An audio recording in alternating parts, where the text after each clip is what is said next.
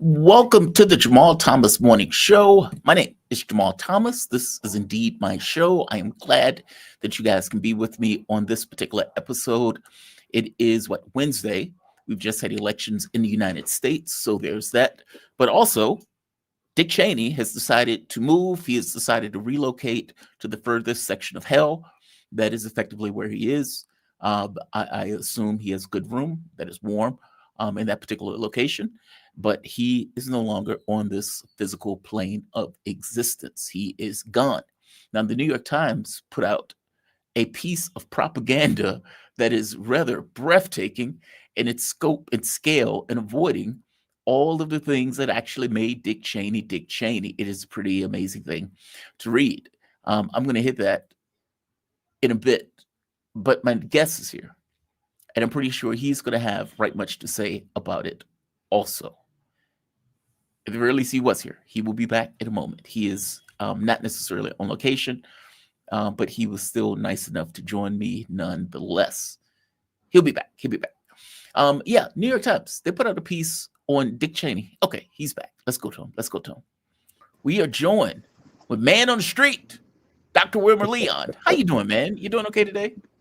Good morning. Yes, I'm doing well. How are you? I am doing well. And just for the audience, Dr. Wilmer Leon, he's a radio host, political scientist, nationally syndicated columnist, host of Connecting the Dots on YouTube and Inside the Issues on Sirius Radio. You are in winter gear. I guess it's cold there. Temperature has dropped dramatically, yes. Yes, the temperature has dropped dramatically. It's funny. I was in Jakarta. It was like 90 degrees every day. And my mom was like, it's cold out there. And I was like, 90 degrees here? 8 o'clock at night. Still 80 degrees. Thank you for joining me, man. I'm glad you're doing okay. How you doing? You doing all right today, this morning? Man, yes, I'm doing great. Thank you for asking. Good. Let's hit Dick Cheney. You mentioned Dick Cheney to me. Now, I saw it at the last minute yesterday on yesterday's show. And so it was only kind of a glancing one of those moments. I didn't necessarily dig all that into it. But give me a take on this. I mean, Dick Cheney, I think I put in the title, Relocated to Hell. New York Times seems to give him a very different assessment in the way that they talk about him. They said he's a defender of democracy, a champion of tax cuts, getting rid of Saddam Hussein, finishing the job of George Bush's dad. None of the murdering, million Iraqis, none of the lying us into war, none of that stuff. Give me your take. Give me a real assessment of Dick Cheney's death and his infamous life. Well, I think you have very clearly hit on, a lot of the issues. The thing that really jumped out at me in listening to their so-called analysis was how non-contextual it is. So, for example, they say that he led the United States into the Iraq War, and then they say later to be realized based upon bad intelligence. But what they don't highlight is the fact that he created the Office of Special Plans, or helped create the Office of Special Plans, to corrupt that intelligence. So the bad intelligence he used was by his own design. They don't talk about the fake letter of talking about yellow cake uranium taking to the helping to add to the case of taking the United States into the war. They don't talk about Valerie Plame and his responsibility for jeopardizing the life of a CIA agent. So they don't talk about all of those things that he did in order to quote unquote champion democracy. They don't talk about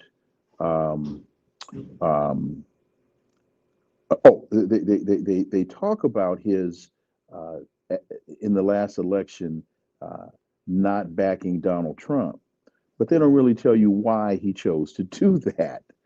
And it wasn't because at the very end of his life he found Jesus. It was because he decided that Trump was a threat to his interests. Trump was a threat to the interests of the financial elite. He was messing with the money. And that's what would really motivated Dick Cheney to back Donald Trump. It wasn't out of altruism. It wasn't out of any level of patriotism. It was all about the Benjamins. So my issue was, or is, really more with the contextual or the lack of context in terms of the discussion about the man. And to your point, I think he's got a very, very, very warm room. Yes, it's like, welcome back, son. Welcome back. Yeah, I mean, let's put that in context, right? So there was a scene, I remember in one of the moments, Dick Cheney, Karen Kiwatowski was on the show. She was talking about how Cheney would go down and talk to the people in the CIA and berate the people, say, this is not what we're looking for. We're looking for something else. But there's one of the infamous moments of Dick Cheney where he would go to the New York Times and he would be an anonymous source. He would be a source for the New York Times. And then he would go on TV and reference the New York Times. And because the New York Times is using him as an anonymous source, nobody knew that Dick Cheney was the one that planted the story in the first place. He was doing stuff like that. New York Times doesn't bring that up. And I think not only the New York Times, now this is my opinion, I'm not certain of this, but I think Ken Delanian was another, who is now at MSNBC, who was at the LA Times, was another one of his anonymous sources. He might have been. Ken Delanian got fired from the LA Times because That's he was my point. Feeding his stories to the CIA before he published those stories. Yes. So again, say what you want about the man's life, but context is always important. And that's what I think is woefully missing in what we're hearing, what we're seeing, what we're reading. There's also something disturbing about, like, what, 20, 30 years later from the Iraq War. I'm sorry, say again? Oh, okay, I'm sorry. I thought you were occupied for a moment. No. Like 20, 30 years later from the Iraq War, we get all of these people murdered. It's done in the premise of a lie, meaning they lied us into that war in the realest of terms. And they still can't bring themselves to overtly criticize the person, one of the people, let's say, of a group of people that were involved in getting the United States into that situation. All of these soldiers died. We destroyed a country. This effectively led us all throughout the Middle East in regards to trying to reshape the United States with, reshape the Middle East with U.S. power. Cheney was one of the main architects of that. And it's like, so we can't criticize U.S. policy, even in the context of the people who who did that policy and the disastrous consequences of that policy. I don't care if he's dead. That doesn't, that means nothing to me, if I'm being bluntly honest with you. It's especially like, it's like Hitler dies and people write an obituary that ignores the fact that he was pushing a genocide. Right. The obituary is, and the trains ran on time. Right. He kept the trains running on time. He cut taxes. He increased jobs. And that's the obituary. It's like, whoa, you're leaving a lot out of this obituary. That's what this comes across as to me. It's like, if we're ever going to have an honest assessment of U.S. policy, then the people who are pushing that policy needs to be also criticized. And we, let's say, as a political institution in this country, and the media is a political institution, can't bring themselves to do it, even now. Shoot. Okay, Dr. Leon will be back. He'll be back. Oh, there you are. Sorry. There you are. No, you're fine. You're fine. Okay. Give me your take on that. This inability to, like, even now criticize U.S. policy that has been utterly disastrous. We're still in the Middle East today. And you can make a strong case that says the policies of Dick Cheney going all the way back 20, 30 years is directly related to 24 years, I should say. Well, I think you're absolutely right. Honesty is one of the greatest problems for American foreign policy, because the framers of that policy really don't want the so-called those that they allegedly represent in this so-called democracy to really understand what's being done, why it's being done, and truly whose interests are being served. There was no relationship between Saddam Hussein and Osama bin Laden. They were diametrically opposed to each other. There was no yellow cake uranium coming from Niger to help Saddam build a bomb. All of those things were lies.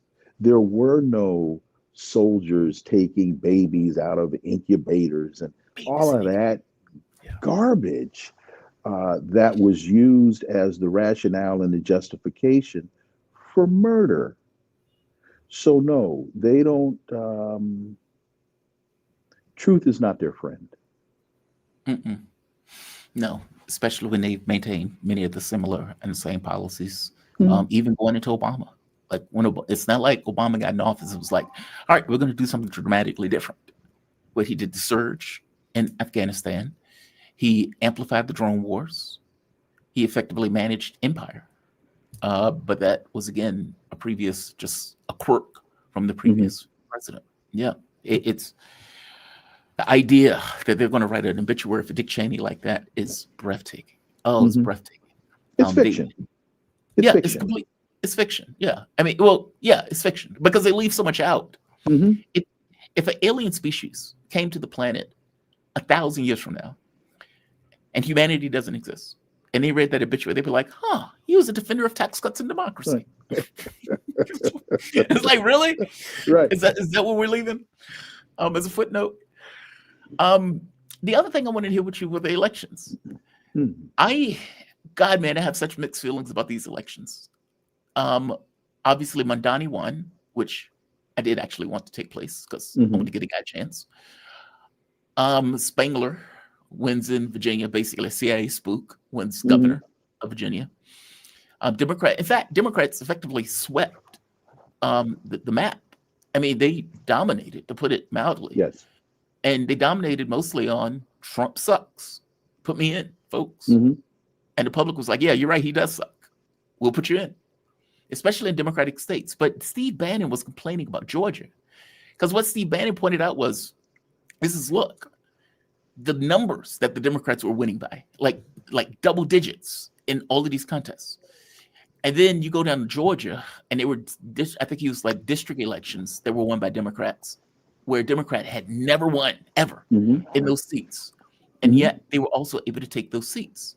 So what they're looking at is the midterms and like, hey, this freaks us out. These guys might have some legs. This doesn't necessarily seem all that great for us. Oh man, my feelings are so mixed on this. Give me your take on this. What are your thoughts? Well, it was obviously an incredibly good evening for Democrats across the board. Yeah. There were a lot of analysts and pundits and whatnot that were really concerned about what would the analysis be if, for example, Spanberger won in Virginia, but Sherrill lost in New Jersey, or Mikey Sherrill wins in New Jersey and Mamdani loses, those kinds of dynamics. But this was a very, very clear message. But the warning that I would that I would take away from this is the fight isn't over. This is the first round of a 15-round fight. And on if you do a 10-point must scoring system, then you call it a 10-7 round, but the fight isn't over. And unfortunately, one of the huge mistakes that Democrats have a tendency to make is they have no message, they have no messaging. And so, for example, he's not a Democrat, but I was listening to Michael Steele on MSNBC last night. That dude is a Democrat. That dude is a Democrat. That dude is a Democrat. He's paid by Democrats. He pushes Democratic messages. He may be, a mansion Democrat. Okay. But call that dude what he is. I don't care what he calls himself. That dude is a Democrat. Okay. So he says last night, Well, if I was the head of the DNC, I would be ecstatic, and pump your brakes there, partner. First round of a 15 rounder, and they don't even do 15 rounders anymore. But the first, show you how old I am. Yeah. The first round of a 15 rounder, you got a 10-7 round here, but you're fighting Mike Tyson. So dig in. So interesting thing to me. One of the interesting things in Virginia, in the Virginia State House, the Democrats picked up more than 10 seats. They went from a 51 vote majority to, I think there are still some races that have yet to be called, but they're up to 64 now. Wow. And the reason that stands out to me is because this is the first time, if not in history, it is the first time in a very long time that they ran candidates in every district in the Commonwealth, following Howard Dean's 50-state strategy. Right. And they picked up more, at least at this stage of the game, 13 seats. So, and then also what was interesting was Cuomo's speech, because one of the first things Andrew Cuomo said was, I ran against an ideology that was challenging the Democrat Party. Yes. That, to me, signals a great fear in the minds of a lot of Democrats. Yeah, Mamdani ran against the party. Mm-hmm. They didn't even want to support him. I mean, they Correct. didn't even want to endorse him, right? Like Hakeem Jeffries. I don't even know if Hakeem Jeffries ever endorsed him. He did. And he, at the very last minute, he did. See, what they should have did, if they really wanted to mess with him, it was like, we think this guy is fantastic. We think this guy is awesome. Everybody show up at his campaign rally, put their arm around him. Like, part of what Mamdani's strength was, I am running in a Democratic Party, but I'm a Democratic Socialist. And I'm running against a party that has no message. I mean, even when they asked, I think he was on MSNBC, and he was pointing out Democrats need a message. They need to get working class voters. They need to do so and so. And it's like, yeah, dude, they're not. They're not. At the very least, they're not. Like, you are an anomaly in the way that you're running in this party. Like your issues, where you're talking about bread and butter issues. I'm going to get rents lower. I'm going to freeze rents. Buses are going to be free. Transportation is going to be free. We're going to have public grocery stores. Okay, those are bread and butter issues, right? Those are like, does he lower my bills? Yea or nay? Yes. It's that. As opposed to this other stuff of, hey, we're going to get your kids trans surgeries. I say, that doesn't lower my bills. You're talking about 0.5% of the population. It's such a difference in the way that he ran. And the fact that the Democratic Party was so against him hints at problems with the Democratic Party. I really do. Like, and this is where my issue comes in. Because, what Democrats decided was, we're not going to do anything. That was their plan, it seemed. We were going to let Trump be Trump. We're going to let Trump be so grotesque that the public is going to hate his guts. His policies are going to suck. He's not going to get anything accomplished in what he says he was going to get accomplished. And we are just going to wait. That's all. And so they'll come back to us. We don't have to change anything. We don't have to change our message. We don't have to do anything. We just have to just wait. We're just going to be a vessel for the anger and rage that presents from Donald Trump's effing it up. That's what they did. And it worked. And I hate that. Well, two things.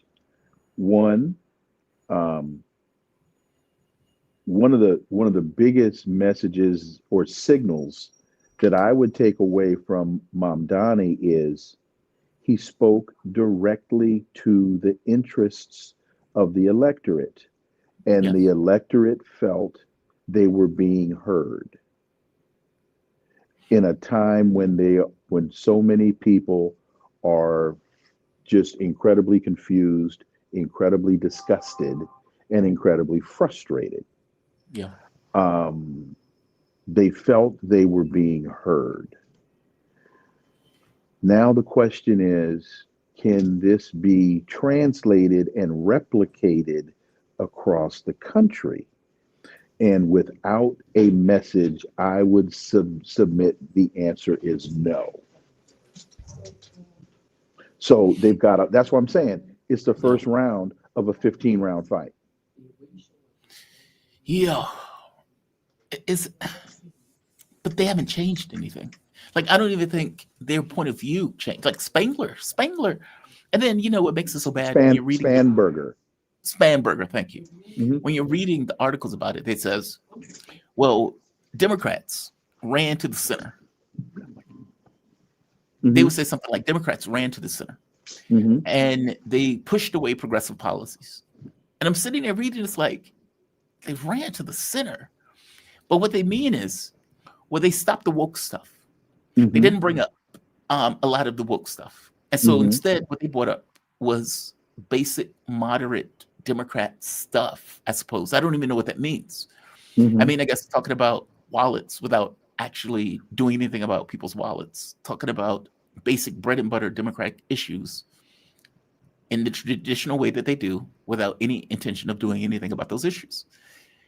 And they call that running to the center. But I hate this idea that what they've done is make this idea that ideology or identity is to the left and everything else is a moderate. So when you're bringing up stuff like you need higher wages, healthcare costs, all of those things. Okay, well, those things, who knows what those things are now? Because what they've decided was things that are on the left have to do with identity issues. Mm-hmm. And it's like, that's so warped. This is the Hillary Clinton thing that's become manifest into our everyday politics. And it's like, okay, so what the hell is Mamdani? Well, Bill Clinton and the Democratic Legislative Council has skewed the spectrum so much further right that now it's really hard to answer your question. Yeah. One of the things that I think you found, each of the victorious candidates spoke. I think you have to give them credit. They spoke to their electorate. And so Spanberger spoke to the issues that would motivate people in Virginia. Mamdani spoke to the issues that would speak to the people in New York. So from all of this, I think now one of the questions becomes, how do you stitch together a national message for a party? And one of the takeaways, I think, is you can't weave this message without Mamdani. He has to be incorporated into the fabric. Now, what that looks like, what that sounds like, I'm not sure yet. We've seen this. Oh, many times. This is them rubbing themselves in Sanders. This is Chuck Schumer on stage with Bernie Sanders. But here's the difference. But here's the difference between this and the Sanders issue. They tried their best to do away with Mamdani, and they couldn't.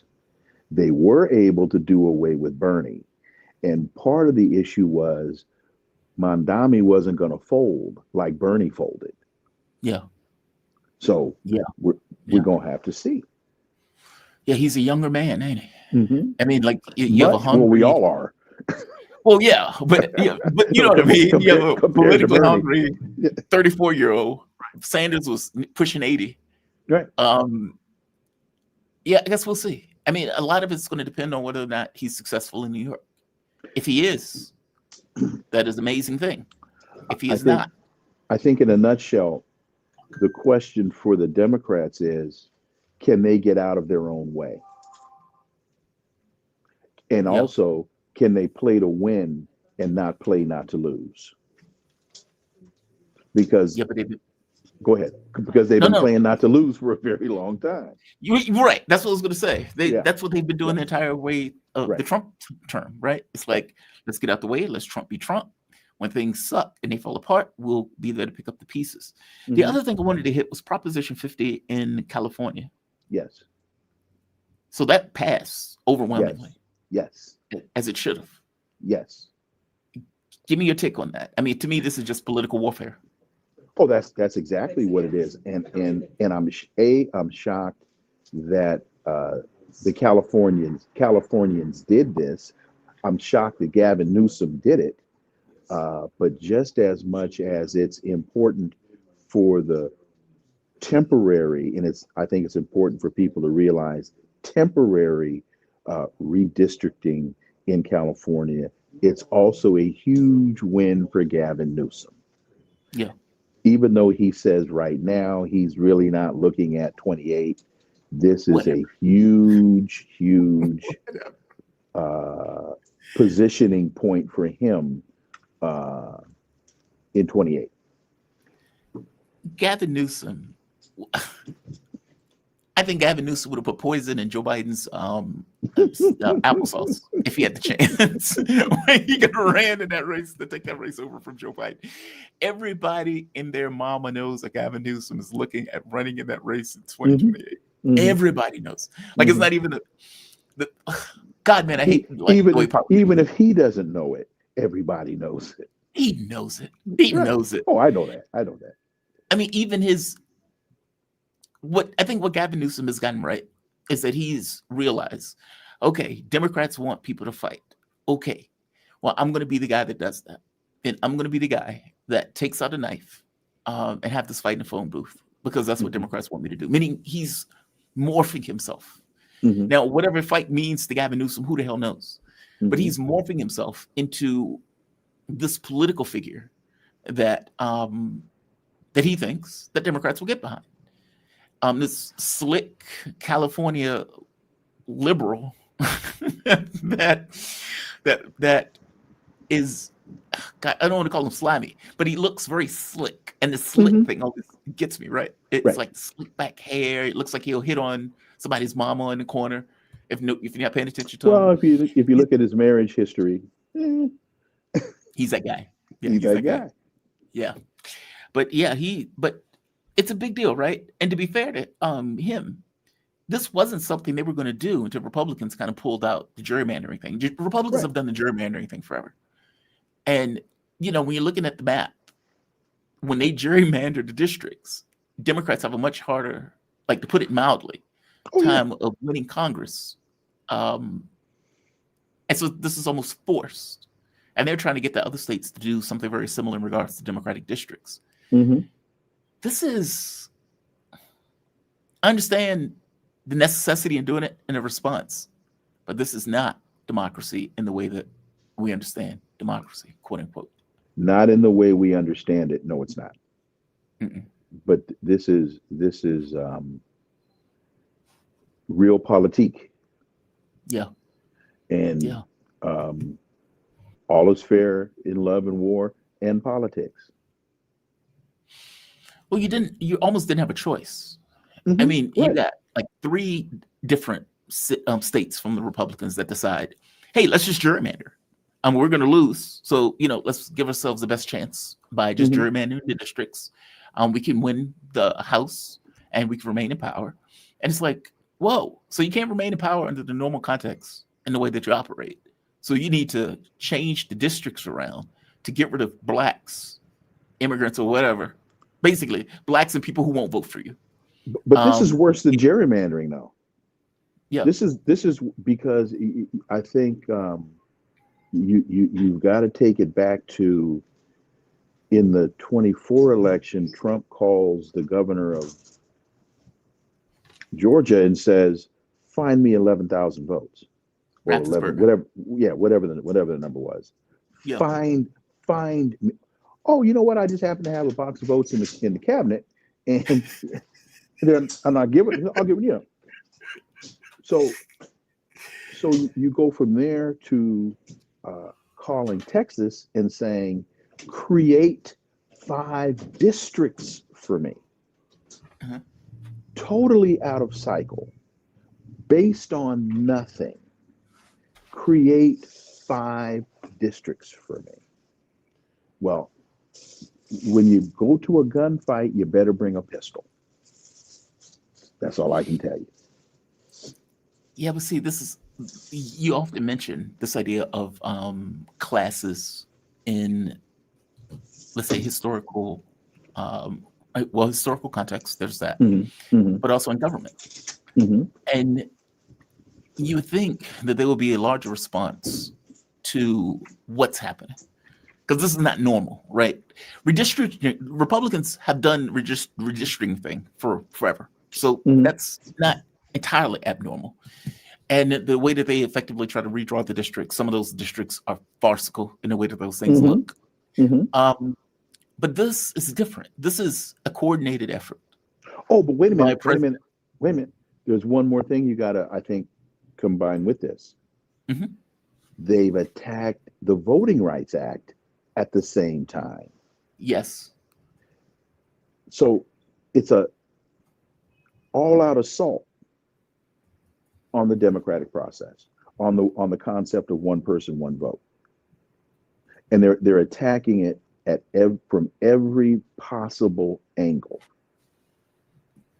And when you go to a gunfight, you better bring a pistol. Yeah, it just sucks. That's all. Like it's this idea of political parties making the choices, and maybe this is just a new norm. That the mechanisms of government itself are being contorted and fought over. So it's not just, okay, we have a basic set of understandings that we agree upon, and this is the area to which we fight, meaning we have a ring, we have a ref, we have a fight card, we have judges, we have that. It's like, no, we need to kill one of the judges. Or I paid them already.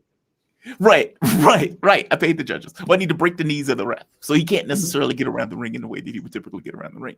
Yeah, that's a new norm. That's something different. And to get the Democrats to fight over it in those terms is interesting, because usually they wouldn't necessarily, I remember doing reports where I did this article where I was talking about how there was gerrymandering, there was voter IDs that was being put into place.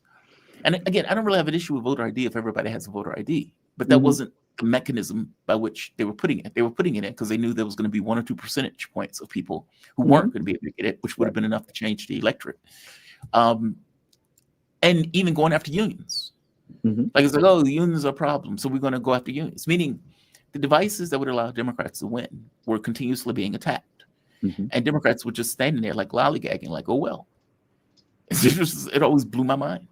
I got to the point where I stopped caring, because I grew up and I realized that these parties are effectively functioning in the same thing as the oligarchical system. But at the time, I was always shocked by that. Like, how are you just letting the devices that allow you to win to be continuously attacked?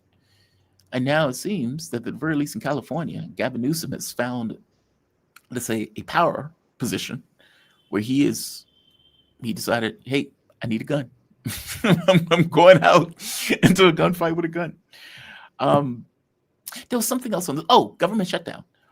I was reading reports saying that the support was splintering in the Democratic Party over the shutdown. Are they going to fall apart? I think the more significant splintering we're starting to see on the Republican side than on the Democrat side. Really? And I say that because this, again, my opinion, when the president called, I think it's Toomey, the leader of the Senate, and said, abolish the filibuster. Yes. Well, first of all, when you look at the numbers, the data still shows us that a majority of Americans are backing the Democrats on this than the Republicans. So then Trump calls Toomey and says, kill the filibuster. Toomey says, no. That's a short-term solution that will cause a bigger problem in the long run. So Toomey saying no to the president is an indicator. Then he calls Mike Johnson in the House and says, Mike, what do you think? Johnson says, bad idea. When Mike the Muppet goes against the president, and of course, Marjorie Taylor Greene has been there all along. Right. So I think, and I also think part of the analysis we'll see tomorrow and Friday, as they also now factor in the results of these off-year elections. That's going to, I think, factor into this as well. And one other point that I forgot to make early in the conversation, it's not only the outcome of the election, it's the turnout, record turnout. This isn't even midterm. This is totally off year. Yep. Record turnout in Virginia, record turnout in New York, record turnout in New Jersey. The turnout is also a significant data point. Shouldn't they get rid of the filibuster, though? I mean, like, I don't understand how the filibuster is a hedge to anything. Any political party that takes over can effectively get rid of it on a whim. Well, it's a hedge. It is a hedge because it's preventing the Republicans from opening the government, because they've got to get 60 votes to do it. Yeah, but they can get rid of it in a heartbeat. Oh, like in fact, the entire point of Donald Trump saying, "Hey, get rid of it." They have the power to get rid of it if they want to. Correct, but they're choosing not to. Yeah, but that's some gentleman's agreement that they think the Democrats aren't going to get rid of it either.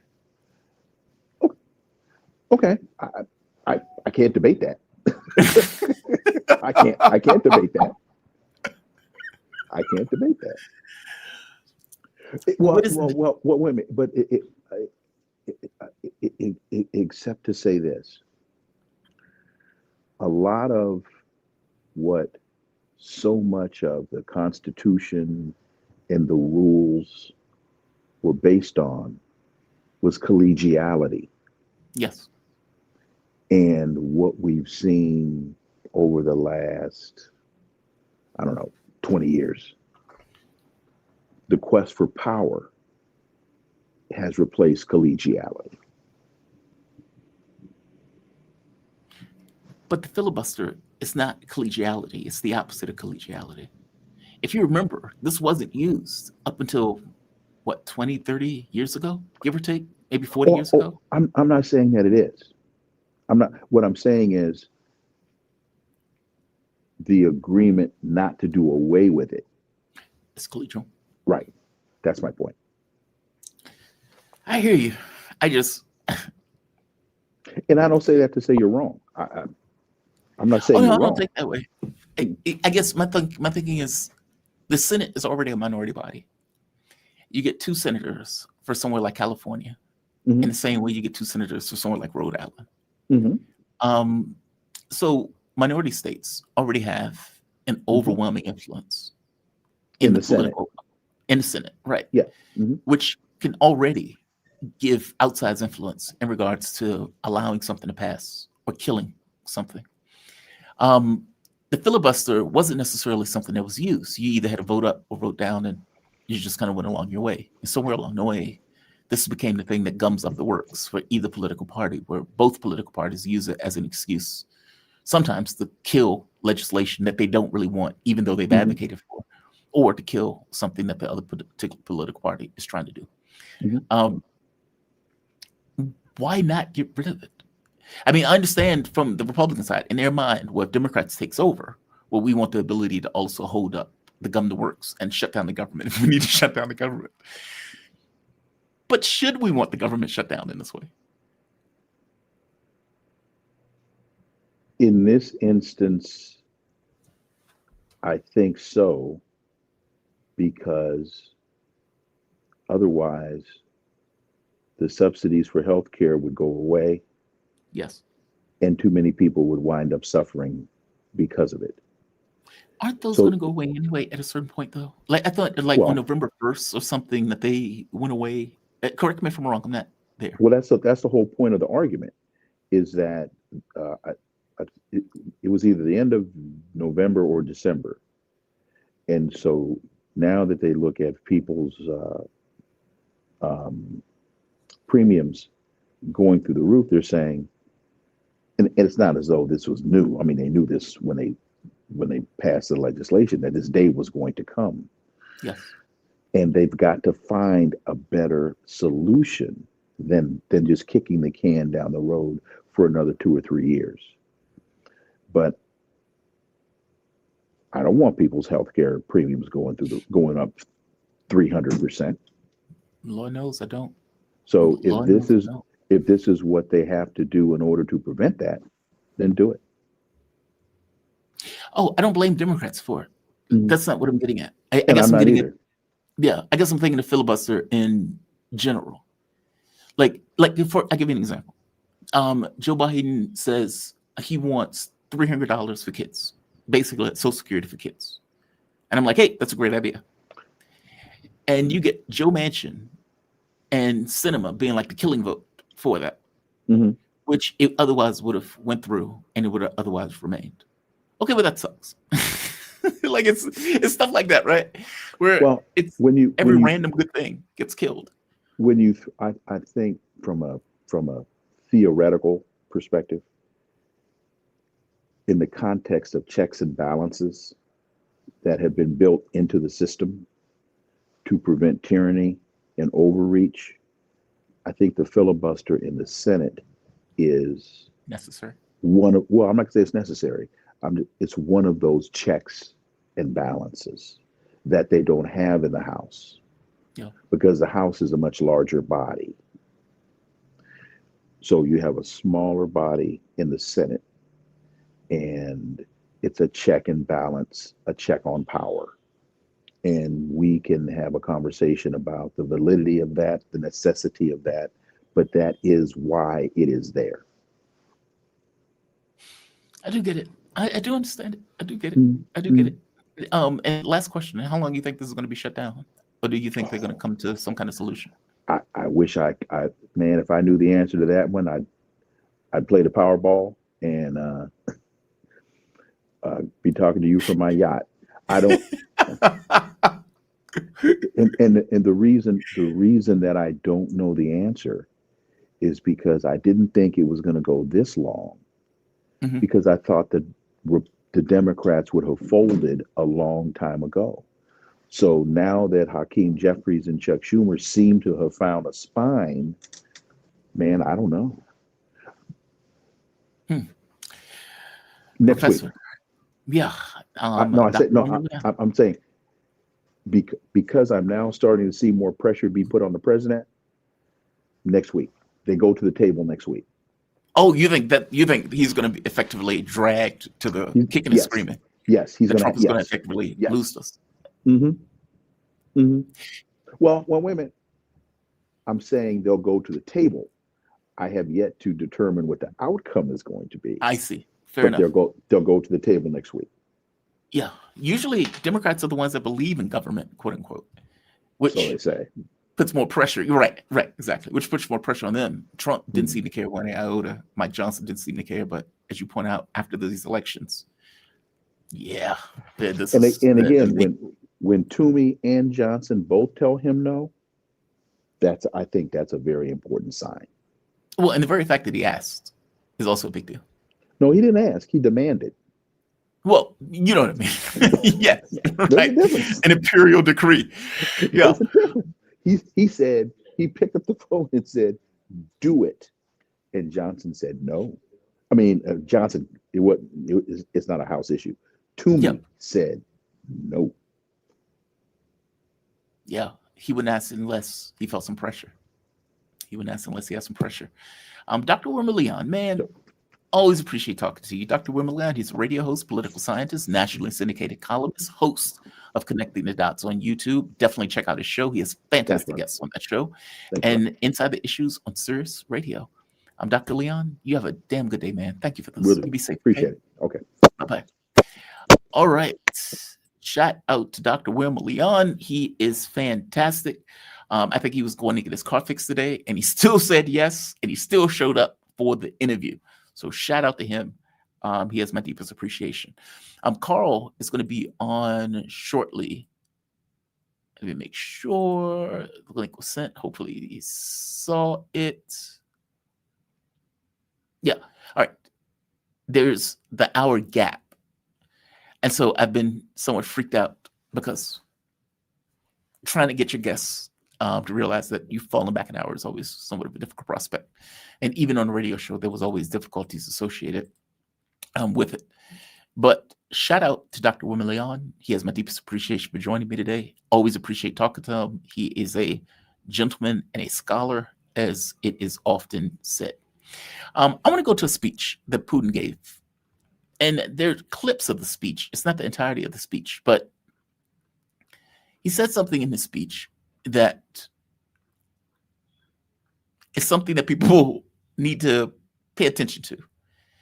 And he's talking about the weapons. He's effectively talking about the new weapons. Give me 1 second. I have the name of this thing written down. It's like the Berezhnevik or something to that effect. The Berezhnevik, and the Poseidon. And he's thanking the people for making those weapons and the scale and the capability of those weapons, even going so far as to say there were NATO ships that were paying attention to us performing tests, and they were able to see the capabilities of it. Take a look. Now, some of the stuff is kind of ballsy when you're putting it out like this, but Putin points out that this is strategic parity for a century, effectively for the foreseeable future.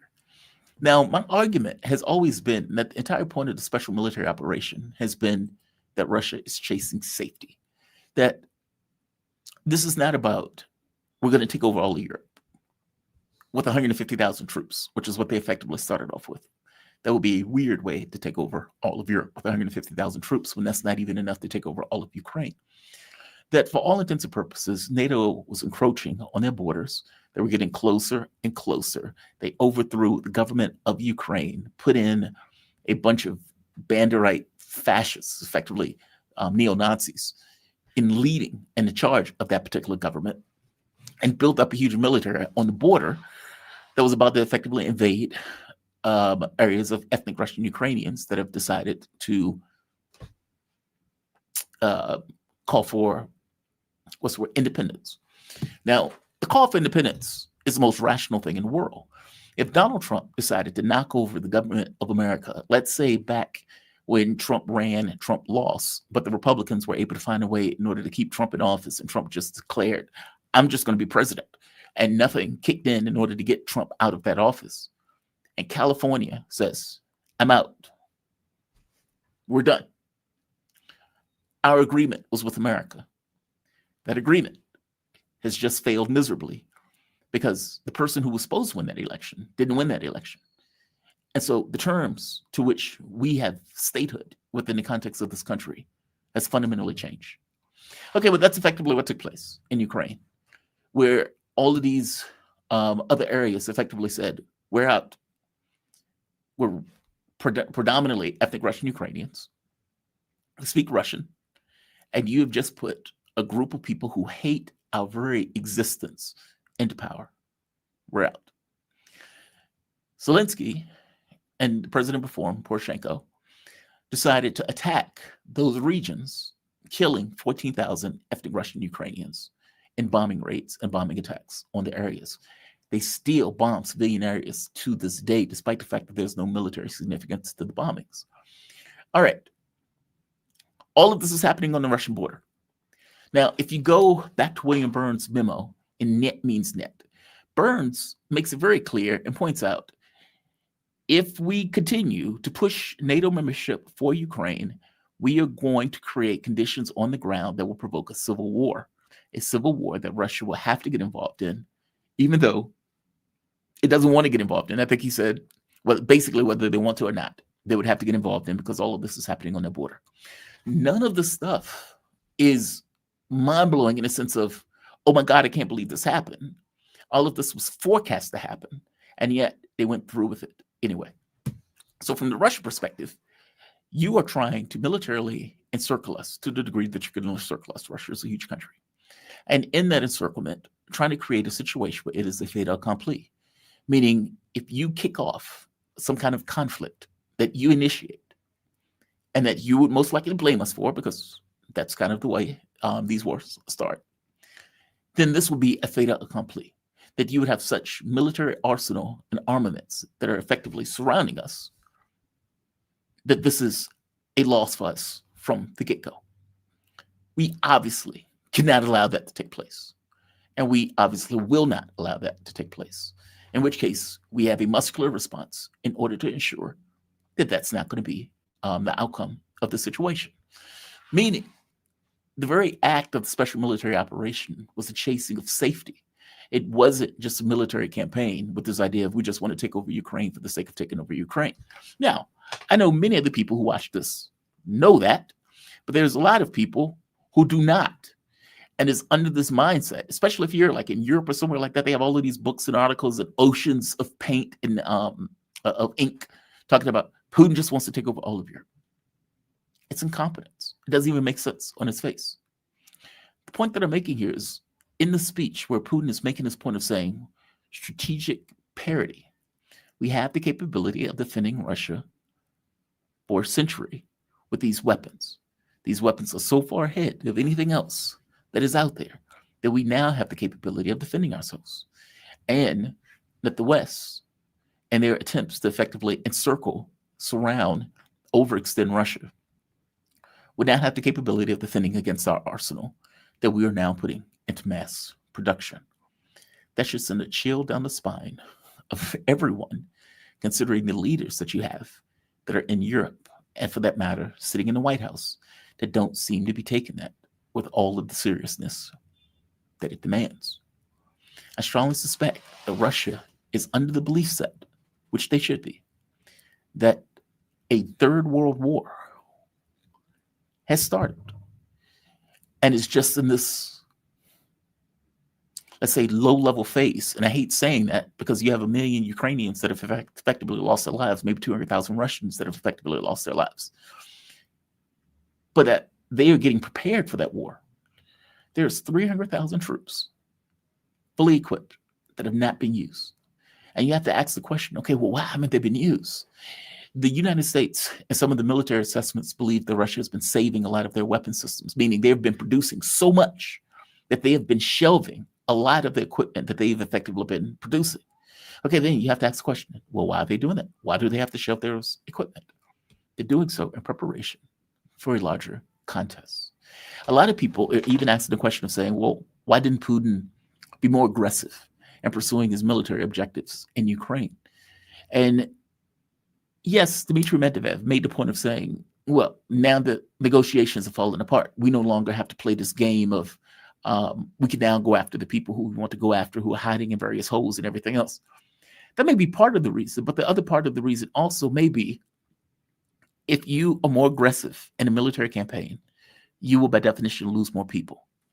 I was reading a military assessment that came out from Simplicus the Thinker today. And in that military assessment, they were talking about Russian analysts who were talking about events on the ground. Basically, what does the battlefield look like on the ground in literal terms? And you get this horrifying portrayal of people joining up, let's say 20 miles out, and then being moved to a zone that's about 10, 15 miles out. And that within that zone, you lose maybe half of the people, either to death or to injury. And part of the argument in the piece was that drone warfare is getting so prolific that the ability and capability of drones are going to outstrip any capability of being able to defend against those drones, that they're getting smaller, they're getting cheaper, and they're getting more proficient at effectively killing human beings. And so your ability to have these kind of large-scale military campaign is over with. You're dealing with a fishbowl. This is no longer the fog of war in the way that we typically see wars, where it's like, okay, you have all these people, we don't know where people are, et cetera. You have satellite coverage of a battlefield. You have drone coverage of a battlefield, meaning you are seeing the entirety, for all intents and purposes, of a battlefield. And your people have to be able to function and fight with almost clear visibility on the front lines. Okay, that is a horrifying campaign. And the way that they've decided to do it was effectively use small groups, 2 or 3 people who are going into a particular area, waiting in that area, sometimes for days, sometimes for months, and engaging the enemy in these kind of small groups, because larger groups will be seen and be destroyed by drones. It is a horrifying battlefield. That being said, that is not talking about this kind of large-scale use of the weapon systems like the Orezhnik, the Burevestnik, the Poseidon, Satan, one of the other missile systems, I think they call it the Sarmat. These are terrifying weapon systems. And I get the sense that these are terrifying weapon systems that are used at the end of days. Putin is not saying this for no reason. And you're dealing with a country that has been killing and dying for the last 3 years to the tune of over 1 million people. Sitting somewhere, drinking a latte, cappuccino, and just looking at it. It's very different than being in a situation where your government and your country is being maligned and attacked continuously and directly, no less. Meaning his reality is different than the reality to which we are existing in and living in as we watch this. We better take him very, very seriously. This is part of the speech. The century, the Burevestnik system has shown amazing capabilities. Its reach is absolutely on a record level, something that has been seen by foreign specialists, because in the zone of the testing of the Burevestnik on the 21st of October, there was a NATO surveillance vessel. We did not interfere in its work. We wanted them to have a look at our new weapons. Century, the Burevestnik system has shown amazing capabilities. Its reach is absolutely on a record level, something that has been seen by foreign specialists, because in the zone of the testing of the Burevestnik on the 21st of October, there was a NATO surveillance vessel. We did not interfere in its work. We wanted them to have a look. Now, the question, why would you want them to have a look? You'd want them to have a look because you're using this as a deterrent, not necessarily as something that you actually want to use. In the position where you are using this weapon, you are, from my point of view, in the end of days. Meaning the moment that they are launching this missile at the UK, for example, the Poseidon, and destroying the UK, or the moment they're launching the Burevestnik at DC, at New York, or at whatever other military base that you're talking about in Europe or anywhere else, you are talking about a full-fledged Third World War that is at a level that, again, the end of days. This is one of the other topics that Putin hit, effectively saying this is strategic parity. The nuclear-powered, nuclear-capable Burevestnik missile and the Poseidon underwater autonomous vehicle. I'd like to thank all of the design bureaus and collectives. These are tens of thousands of people who participated in the development and creation of these powerful and unique weapons. The results that you have achieved are absolutely historical, and they're important for the strategic parity of our country. In fact, they provide a strategic parity for the whole 21st century. He is effectively saying that, for all intents and purposes, that this leap in technological proficiency will not be touched for the foreseeable future, that there's nothing close, that this is the new standard of weapon systems that are effectively out, that are in their command and in their control, and that are going into mass production as we speak.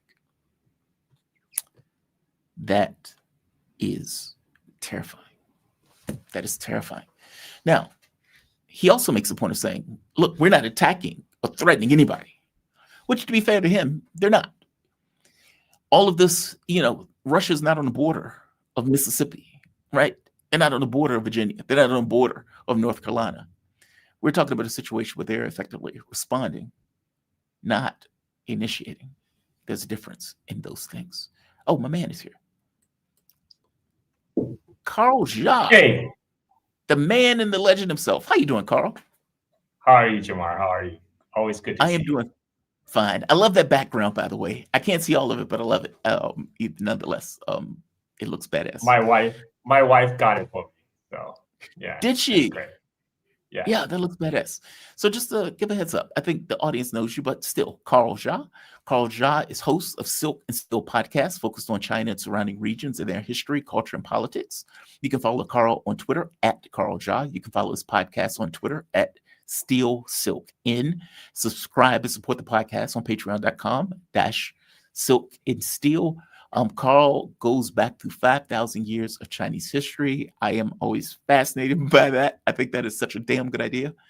Definitely check him out. How you doing, Carl? You doing okay today? No issues? I'm doing good. Doing good. I'm back. You are back and you're feeling well, no issues. The cold and everything else has subsided. Yeah, that's right. I'm back. Excellent. I want to show you a clip. This is Scott Benson. And I want to get your take on whether or not your point of view lines up with what Scott Benson is saying in regards to, let's say, the conversation between Trump and Xi Jinping. I know how much you love Scott Benson. You know how accurate he is as our Treasury Secretary. Let's hear what he has to say. In the spring, this is a matter of national security. If President Trump had not had the IEEPA, which is an emergency tariff authority, back in the spring, he put IEEPA tariffs on China. And last week in, in Korea, the Chinese agreed to start working to bring down the precursors for fentanyl. If fentanyl is not a national emergency, what is? China on October 8th threatened to curtail rare earths to the entire world. President Trump threatened to put on 100% tariffs and protected our national security using the IEEPA power. And then finally, these big trade deficits we've had for years in economics, there's something called a tipping point.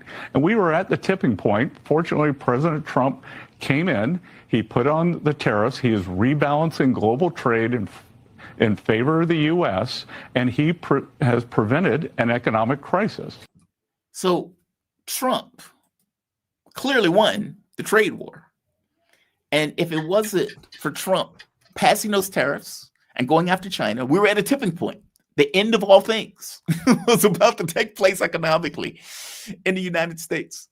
But thankfully, our savior, Donald Trump, comes in and wrestles Xi Jinping to the ground and gets something out of it, in which case Scott Benson is effectively saying, thank God Donald Trump did whatever the hell Donald Trump did. Right. So basically, China just agreed to buy soybeans again. And that's what China did. and the whole thing, he ignored the fact that it's Trump who started the whole thing, right? I mean, he said, because Trump had to do this back in the spring. Well, guess what? Now the effective tariff on China is now falling to the level of April. I mean, like right now we are seeing the effective tariff rate on China is approaching 20%, which is about the same as what United States put on the rest of the world. And on the issue of fentanyl, China has always said to United States it's perfectly willing to cooperate with U.S. law enforcement to trace where the fentanyl precursors are going. So first of all, the fentanyl precursors are actually a legitimate pharmaceutical ingredients. They're being produced in China because China produced the majority of the pharmaceutical supplies of the United States. What happened is you have drug cartels importing those chemical precursors and then synthesize them in labs in Mexico and United States, in making into fentanyl. That is the issue. So before, China and US had an agreement where China will help to trace where those fentanyl precursor chemicals are being sent to make sure they don't end up in the wrong hands. But what happened was US, with Trump administration, when start slapping tariffs on China and sanctions, and they're making some bogus claim about secret Chinese police departments on the soil of the United States. So China said, forget about it. We're not going to work with you.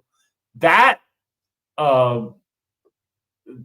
during the Biden Xi Jinping meeting, actually China agreed to restart the cooperation between the law enforcement, and this continued into the Trump administration. So somehow that the Trump strong-armed Xi Jinping into this fentanyl trace program is just completely bogus because China always said they would work with the United States. The only time that cooperation was cut off was when U.S. first started to levy sanctions against China. Mm-hmm. Now, and he mentioned October 8th, China placed more export control on rare earth. Now, what he did not say, this was in response to United States breaking the ceasefire. In September 29th, U.S. Commerce Department put out the BIS 50% rule, which greatly expanded the number of Chinese semiconductor companies on the blacklist. So originally, U.S. put 1,400 Chinese semiconductor company on the entity list, which would block them from doing any kind of business with either U.S. or other countries, U.S. vassal states that uses U.S. technology. So they expanded that list from 1,400 to 20,000. And it was a major escalation. And that actually led to the U.S. Government went to the government of Netherlands, told the Dutch, say, look, we are aware there's this Dutch company called Nesperia, which is 100% owned by a Chinese parent company, Wintech, and we're just letting you know we're going to put it on our entity list, and it's going to be blacklisted unless you do something. That led the Dutch government to seize the company from China in order to get around this issue. So that is what triggered China putting on more rare earth export control on U.S. By the way, China has only rolled back the October 9th export control on rare earth. They did not roll back the earlier export control on rare earth that dated from last year. So this is just a tit for tat thing. So U.S. agreed to roll back the September 29th BIS 50% rule. China agreed to roll back the October 9th export control on rare earth. But the previous rare earth export control is still on, which means some U.S. car manufacturers will get 6-month export license to import rare earth magnet. But good luck for Raytheon and Lockheed Martin. U.S. military industrial complex is still going to have problems getting those rare earth because they're going to have to write an application to the Chinese Commerce Department, say, can we please have some rare earth for our F-35s and Patriot missiles and HIMARS so we can point them at China? So China still have the stranglehold. They can tighten their grip on the rare earth export control anytime. This time they flex the muscle just to let United States States know that China will have options to strike back, because previously China had been very careful not to escalate the trade war because they really do not want a trade war with the United States. But the U.S. administration took that as a sign of weakness. So they thought, oh, we can push China around, no problem. They just keep on slapping more sanctions. And then Scott Bessent was caught with a Pikachu face when China extended the export control. But I mean, like, what did you expect? That's a good question. I don't know what they expected. I mean, they seem to have went into this not necessarily thinking about the consequences of them doing it. I mean, like, Trump comes in, is like, trade war. And he, for whatever reason, just expected everybody to say, oh my God, the imperial president is giving the trade war. We must bend the knee. I don't know what he expected. So is this a new norm going forward, that for all intents and purposes, China is looking at this as we're a peer, you're going to treat us as such, and if not, there are going to be consequences. And this is just the way it's going to operate moving into the future. Well, I mean, yeah, this is why they didn't even bring up the whole discussion about the additional sanction on Russia on the discussion with Xi Jinping during the meeting, because they know what China was going to say. China's line has been very consistent. Who we purchase energy from is our business, none of your business. This is our sovereignty issue. And I just saw one of the big account, pro-Ukrainian account on Twitter said, oh, China has been lying to the world. We have satellite intelligence showing that the LNG is being moved from one tanker to another China-bound tanker in South China Sea. Well, I'm like, wait a minute. Did China ever promise that they're going to join the sanction on Russia? No, China never said they would do that. So why would you be surprised? Why would you be surprised? How is China lying? China didn't say they're going to stop buying Russian LNG. So yeah, there's not much. It turns out, not only Trump didn't have any cards to play versus China, but all the cards are literally being made in China. And this is they have to. So we're gonna have to see how long the ceasefire will hold, because we had that first round of ceasefire when Scott Bessent had to chase the Chinese vice premier all the way to Geneva, then to London, and then only for them to break that truce in September. So we're gonna have to see how long. I was asking one of your prior guest, in fact, Warwick Powell, like, why do you think U.S. did this? They had to work really hard to work toward their first ceasefire. Why did they break it by escalating this trade war, by slapping the BIS 50% rule against Chinese semiconductor company? I think he had a good theory. He said, U.S. is like a multi-headed beast. All these U.S. Government bureaucracies, it's not very well-oiled machine. This might not even be like coordinated. They just like maybe Nutnick's Commerce Department just decided, okay, this is something they got to keep doing because of the inertia, and have been like without consider what kind of consequences that will be. And this goes for the whole U.S. trade war, because U.S. has been slapping tariff and thinking this will be a magic bullet. Everyone will bend the knee. They probably think China will act the way like the European leaders do. Call Trump daddy, but that's not going to work with China. I don't know why they would even think that. I mean, the European leaders apparently are refusing to go to a South American summit because they don't want to piss Trump off. Like, that's the level of submissiveness that, like, these guys are in an ass-out gimp suit. I don't know where they, I don't know, why would he think that China would be? And the Europeans, we all know they don't even, it's not even secret. They all hate Trump's ass, but yet they have to perform this public humiliation ritual every day to pledge their loyalty. And Trump also publicly said he despised weak leaders. I mean, he's talking about the Europeans. It's just very cringe to watch this whole business going down. And I think the miscalculation of the Trump administration toward China was that China was trying really hard to not to escalate the trade war because, as I mentioned before, China just want to do business. You know, U.S. is still their third largest trading partner. They don't want to, you know, they don't.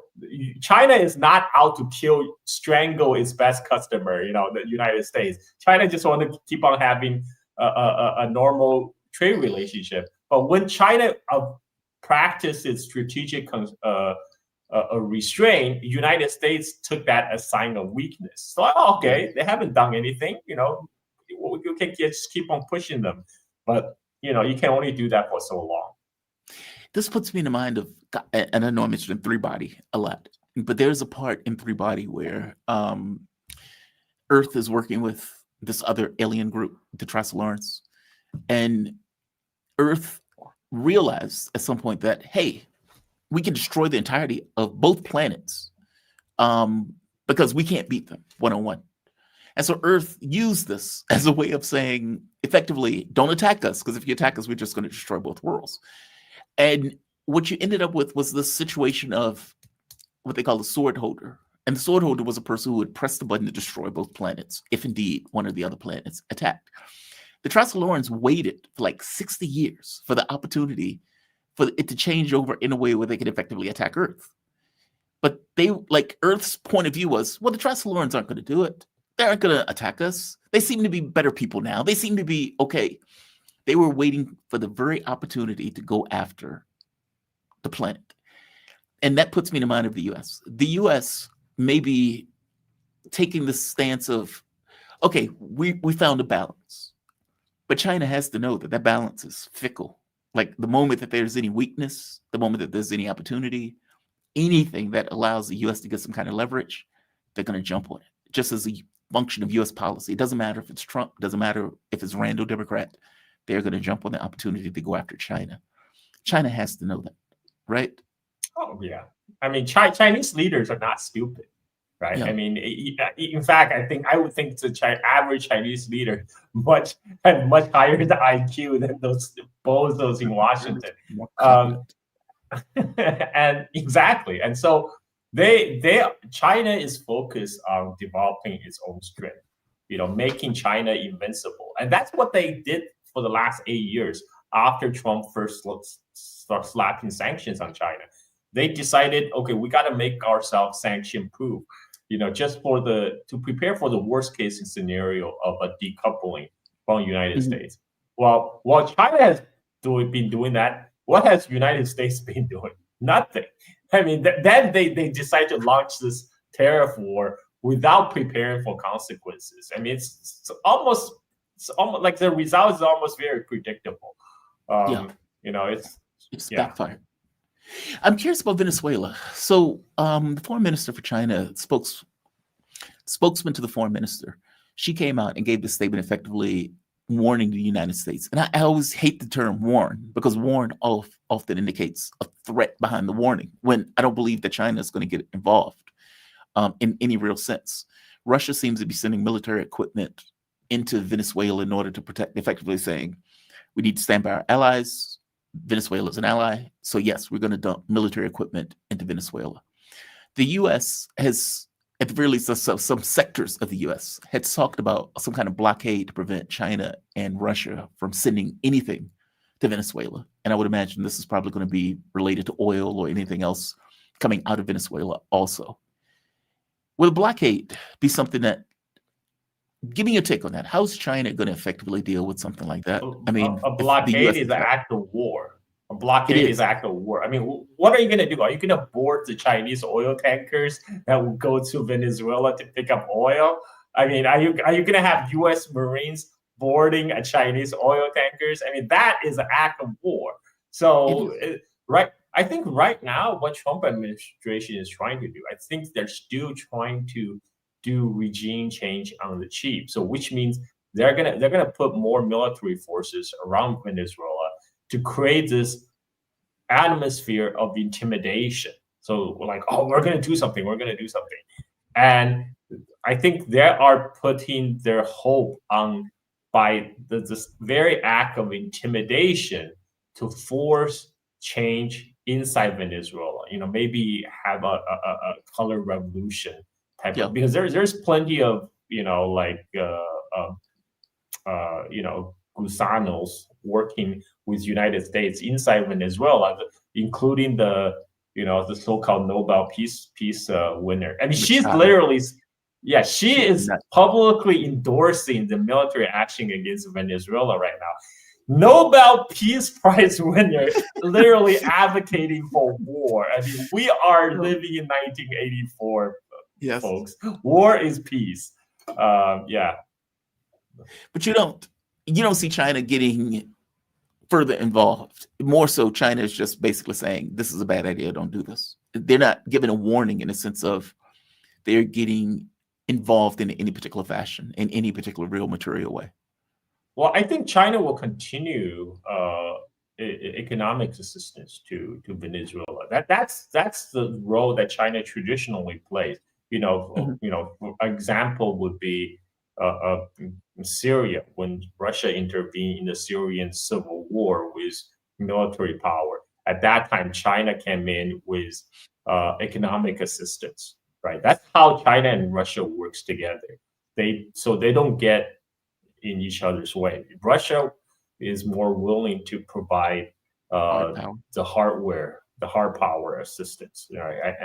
And China can provide economic assistance, because right now China is the largest purchaser of Venezuelan oil at the moment, right? And so so that's how China is helping to prop up the Venezuelan economy. Now, if we're talking about blockade, that could get serious, because that is an act of war. I mean, like how is United States? I don't think we're quite at that point yet. I think they're still going to, to carry out this acts of intimidation in hoping to inspire a regime change or a coup inside Venezuela. I mean, they might even. I can even see, even go as far as a bombing campaign, because that's how U.S. like to use its air power to like what they did in Libya, essentially, right? And the NATO provided the air power, and then you have the rebels on the ground overthrowing Gaddafi. I think that's kind of the game they're going for right now, and if you think about why Maduro is distributing weapons to the public, I mean, I think it served two purposes. One is a warning to the United States that if they're thinking about occupation, it's going to be a very costly occupation. But the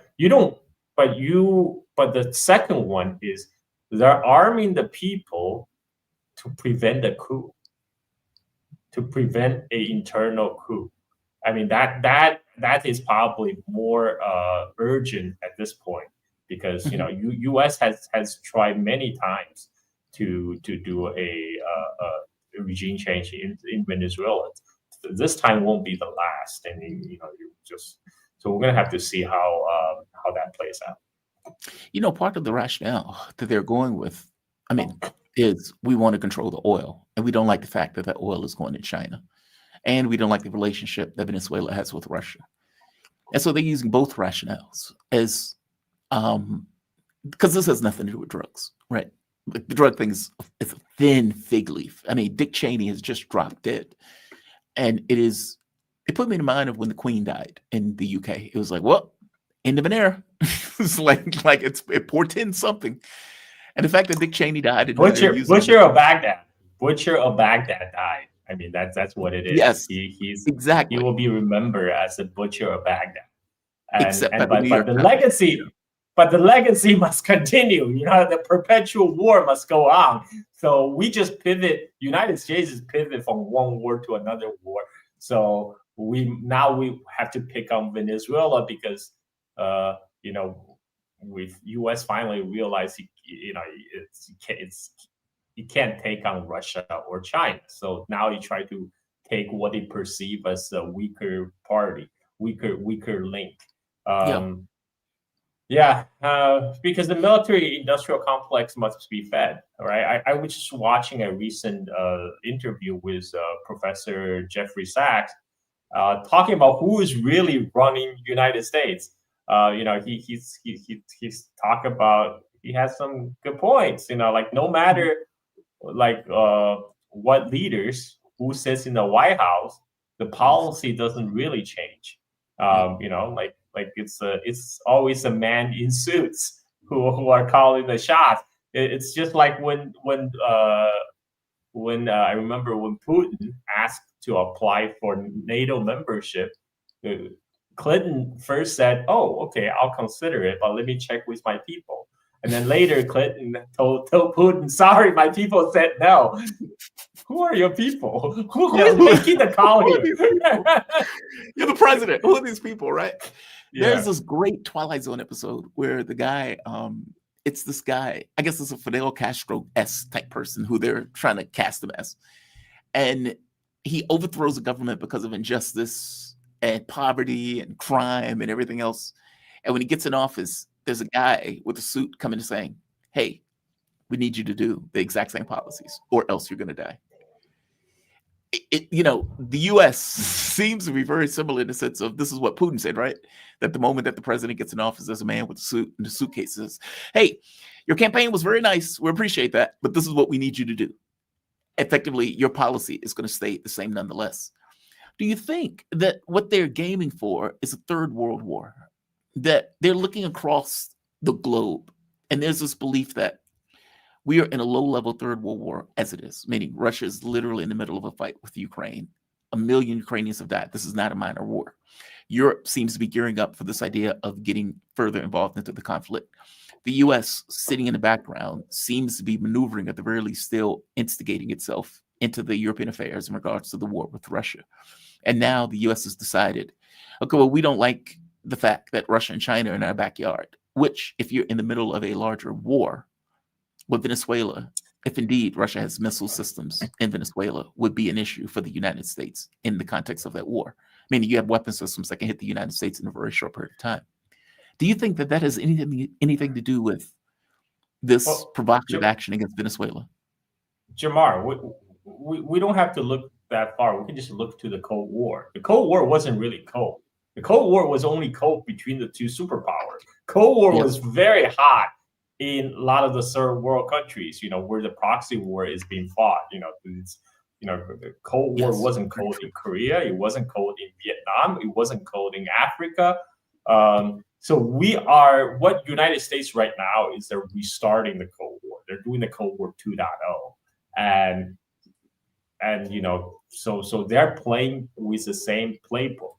And so what the ultimate goal is still to ensure the U.S. primacy. Even right now they recognize, maybe we can't contain China at the moment, but they're trying to consolidate the U.S. power in the West Hemisphere in order to be able to challenge China and Russia later. So this is the goal. They're trying to this is why they're really hypersensitive about Chinese and Russian influence in Latin America, because they see, okay, we gotta implement the neo-Monroe's doctrine here to keep these power out, to keep this whole American continent, North and South, under the thumbs of the United States. Mm-hmm. Oh, that's such a good point. Because in the old days, it was like, keep the Europeans out. And now it's keep the Chinese and the Russians out. So now Monroe Doctrine 2.0 for another policy thing. Carl, man, thank you for this. Carl, the time frame here is a little bit weird. So it's like when I started the show, I started at 5:45 as opposed to 5 o'clock, which is why when I sent the message, it was like, I thought you were 15 minutes behind. Oh, you weren't 15 minutes behind. You were perfectly on time. This was me who's off kilter in regards to this clock. Thank you for joining me, man. I always appreciate you joining me. Always appreciate it. The audience loves you. I always love it when you come on the show. Thank you for this. You be safe, okay? Thank you, Jamar. Anytime. And just for the audience, Carl Jha, host of Silk and Steel podcast, focused on China and surrounding regions and their history, culture, and politics. You can follow Carl on Twitter at Carl Jha. You can follow his podcast on Twitter at Steel Silk, the letter N, and you can subscribe and support him on Patreon at patreon.com/silk and steel. Check him out. He has great content. Carl is fantastic. I have another fantastic guest that is joining me, Shobhan Saxena. How you doing, man? You doing okay today? Morning, Jamal. I'm fine. How are you? I am doing well, better that you are with me. And just for the audience, Shobhan Saxena, he is an Indian journalist based out of Sao Paulo, Brazil. In a career spanning more than 30 years, he's reported for the Times of India, The Hindu, The Indian Express, and various other publications in India. Right now, he's an international correspondent for DD India, the international channel of India's public broadcast. Thank you for joining me, man. You sent me this article that I'm glad you sent me this article because I didn't necessarily understand what was taking place on the ground when this was happening. So a few weeks ago, out of the blue, seemingly, I wake up to gang fights in Brazil. In fact, if it wasn't gang fights, that's putting it poorly. It's more so the police had a police action that ended up seemingly like a huge fight on the very streets where there were bodies effectively laying in alleys, where the police and the gangs ended up in this massive fight. I saw your article on this, and this is right here, just so the audience can see it for themselves. And I will put this at the bottom of the video after, okay, go away, right there.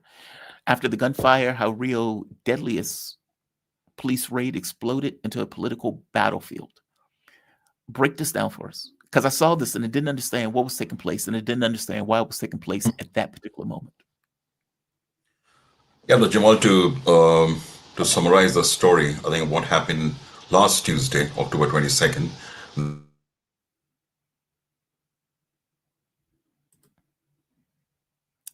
Come back to me, come back to me, come back to me, come back, come back.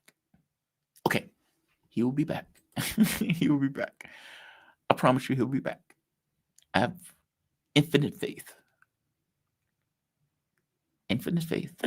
Can you hear me? Yes, now I can hear you. Welcome back. Okay, please continue.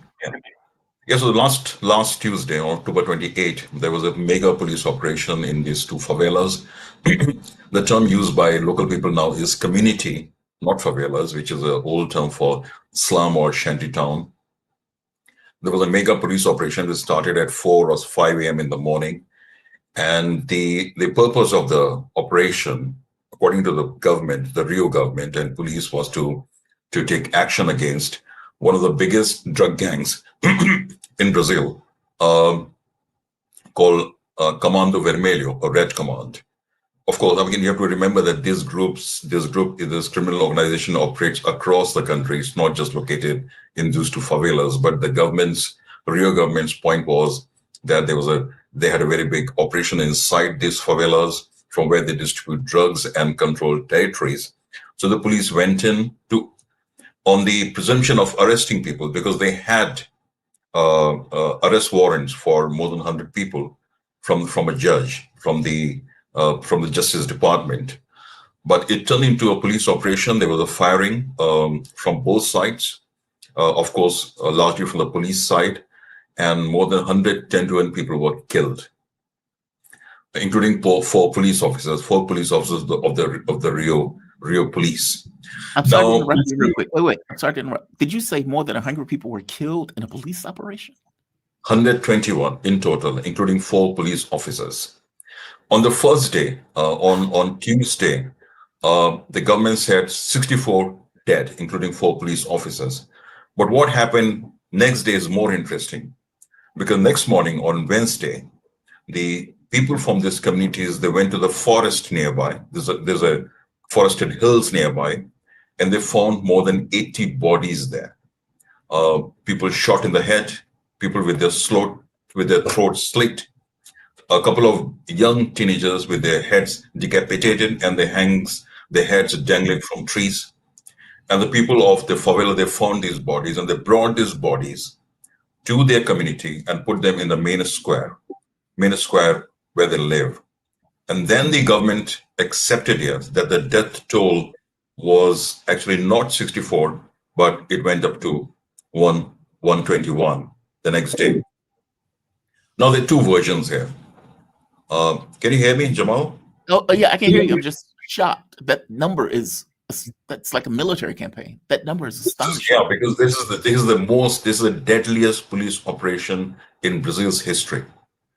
I mean, of course, the police operation and police going into favelas where mostly poor and black people live is nothing new in Rio. It has happened before.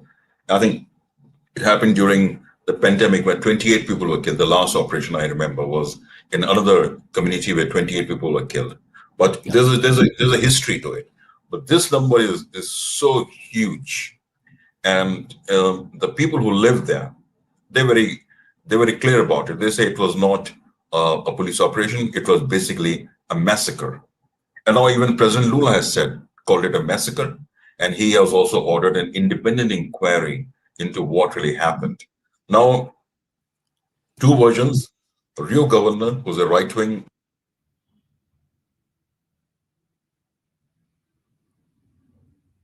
Okay, he'll be back. He may be having trouble with his internet signal. Oh, there you are. Can you hear me, Shobhan? You lost the sound.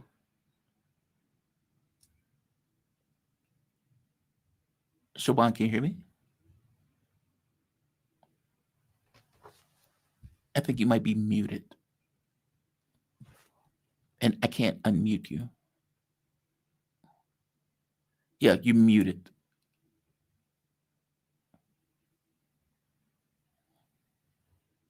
At least on mine is showing that you're muted.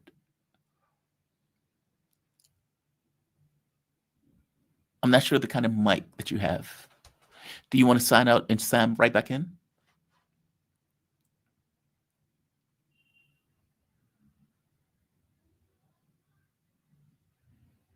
Okay. I'm going to let him work that out. Right now, see, he's muted. I saw the story when it happened, and I saw it on the first day where there was a lot of people being killed, and there was another political event that was taking place at the exact same time where Lula was, God, this took place a few weeks ago, but this was taking place at the exact same time that another political event was taking place. And of course, when something like this happens simultaneously, the question becomes, okay, why are these things happening simultaneously? Why are these things happening together? I did not realize that 121 people have been killed in a police raid. That sounds more like a military operation where they're going in and, getting into a larger fight. There we are. Welcome back. Can you hear me? Can you hear me? You're not muted, so I think I can hear you if you speak to me. I cannot hear you. Now I can't hear you. But you're not muted. Is your volume up? Give us 1 second, guys. I'm sorry. We're working it out. She's tall, she's tan, young and lovely. The girl from Ipanema goes walking in. Okay, he'll be back. Don't put that song in my head. I love that song by Frank Sinatra.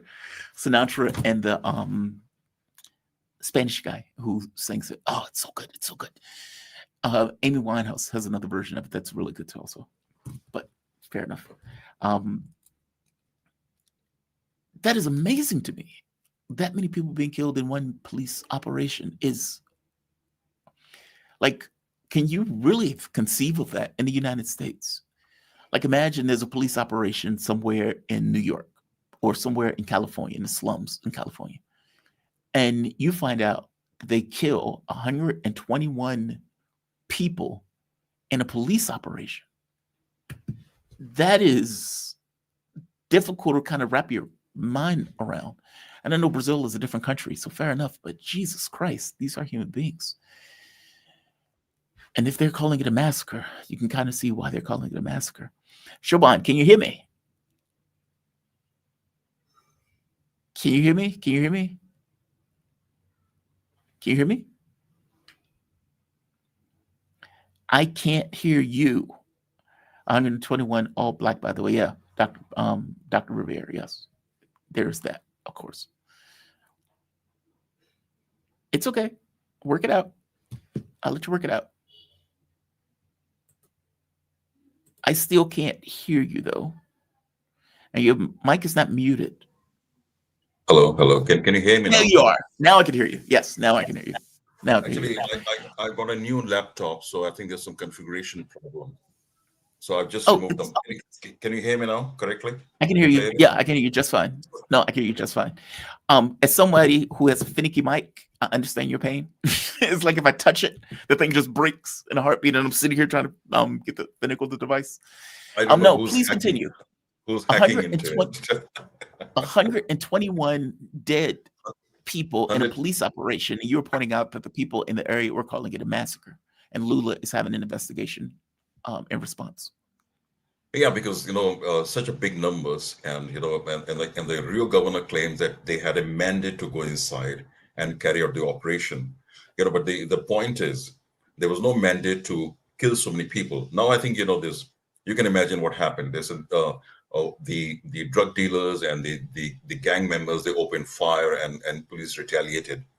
And we have seen this film many times across the world, and especially in Brazil, this has happened many times. But now what has happened, it has exploded into a political battlefield. Now you have the Rio governor who belongs to a right-wing party, and he and his fellow travelers on one side, and the federal government led by Lula on the other side. So it has become a very big political issue, a big controversy, and we haven't heard last of this issue, and is likely to grow in the coming months, and especially next year, because Brazil is going to have presidential and an election for governors and Senate and Congress in 2026. So a lot of people are linking, the observers and analysts are linking it with next year's election, saying a campaign has already started with this bloody massacre. Wow. So I know I've said this on more than one occasion. I was there for covering the elections when Lula was running against Bolsonaro. And I was shocked at how close that election was. When Lula left the first time around, Lula had like an 80% approval rating. And this time around, Lula won by like 1 percentage point.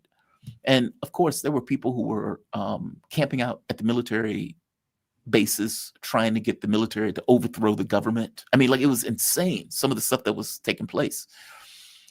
So Lula was always in a political situation where he was, it was very close in regards to from the left and to the right in regards to who's going to win that election. What is the thinking of it here? I mean, I would imagine the right-wing governor is backing the police on this. When I was there, the police was against Lula for all intents and purposes. They were effectively assisting Bolsonaro and blocking traffic and everything else and blocking voters going to voting locations. How does this affect the election coming up next year?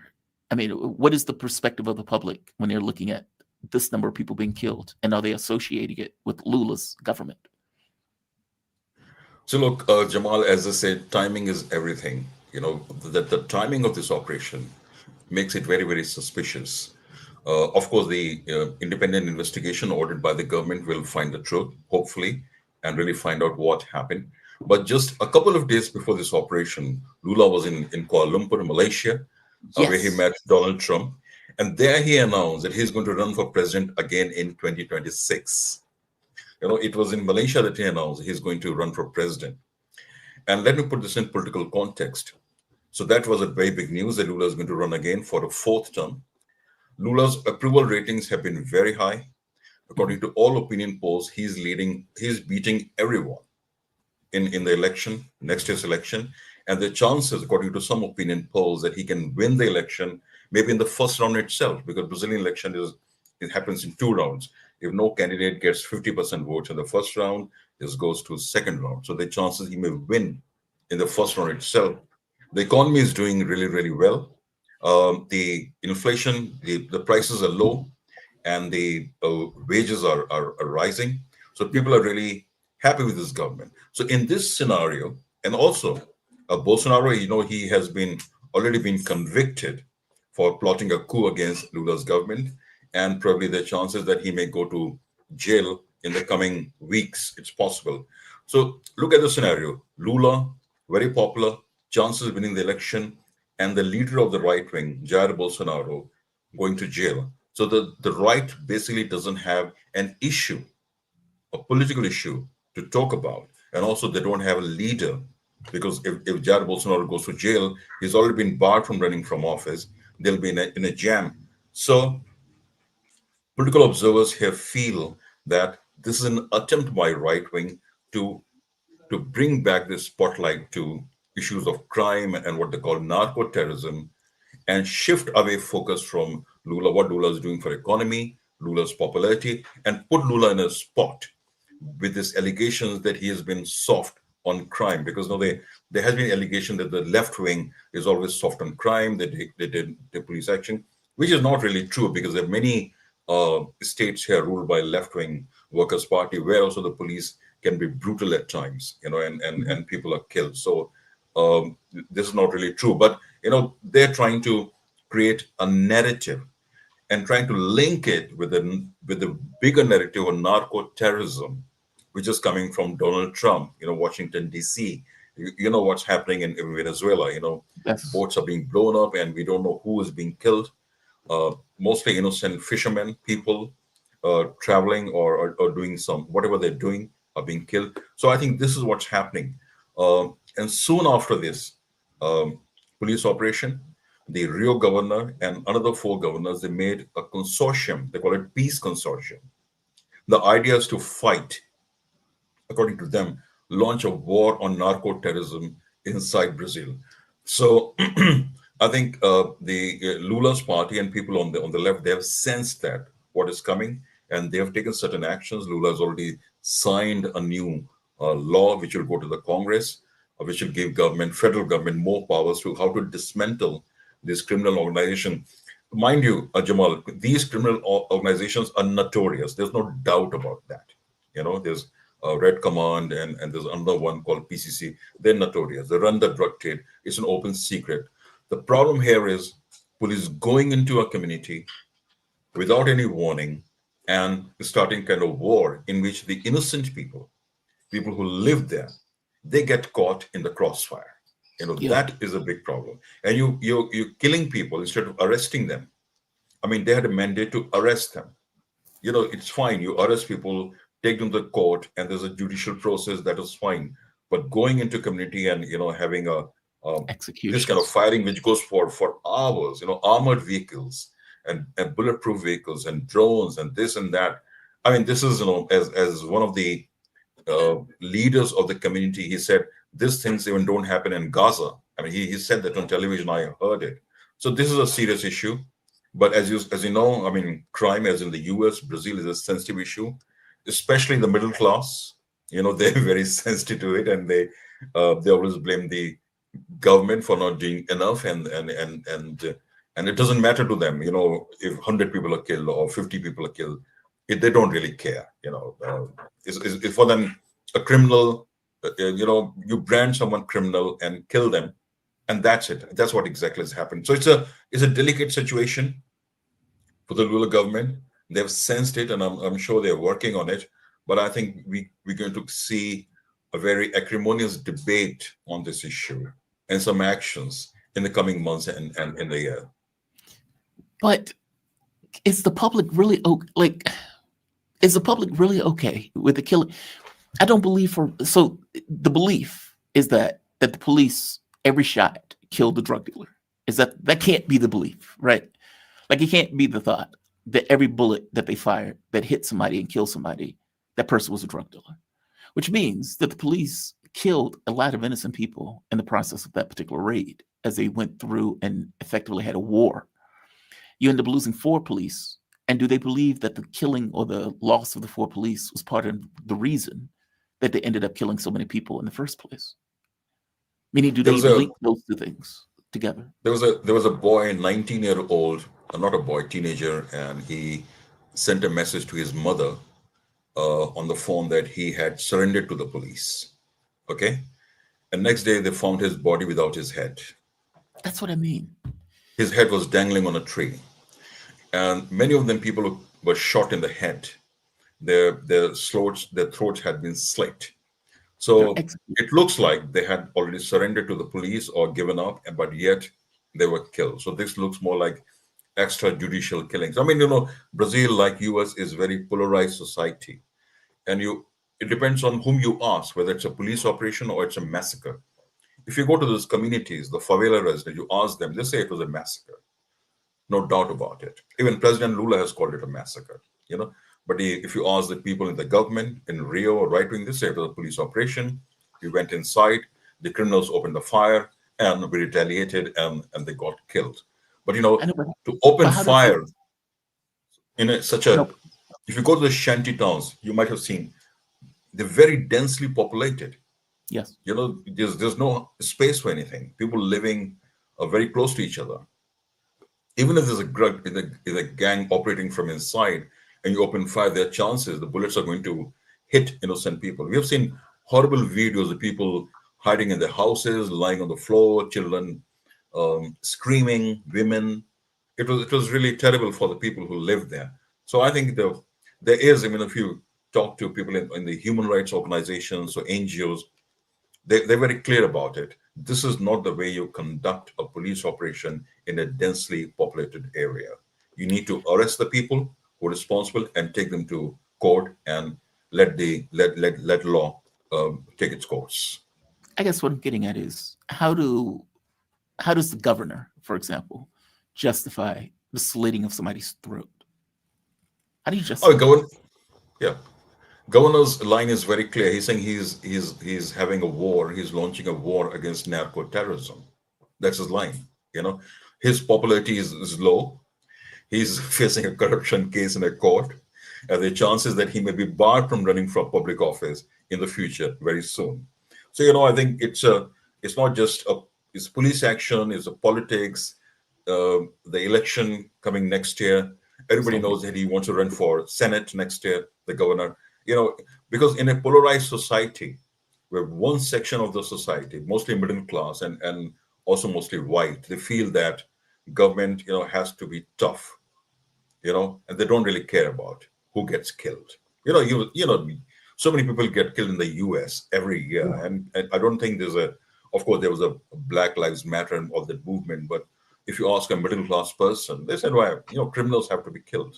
Yeah, a lot of them will be okay with it. I guess one thing is, it's one thing, as bad as it is, it's one thing for the police to go in and get into a shooting match with a gang.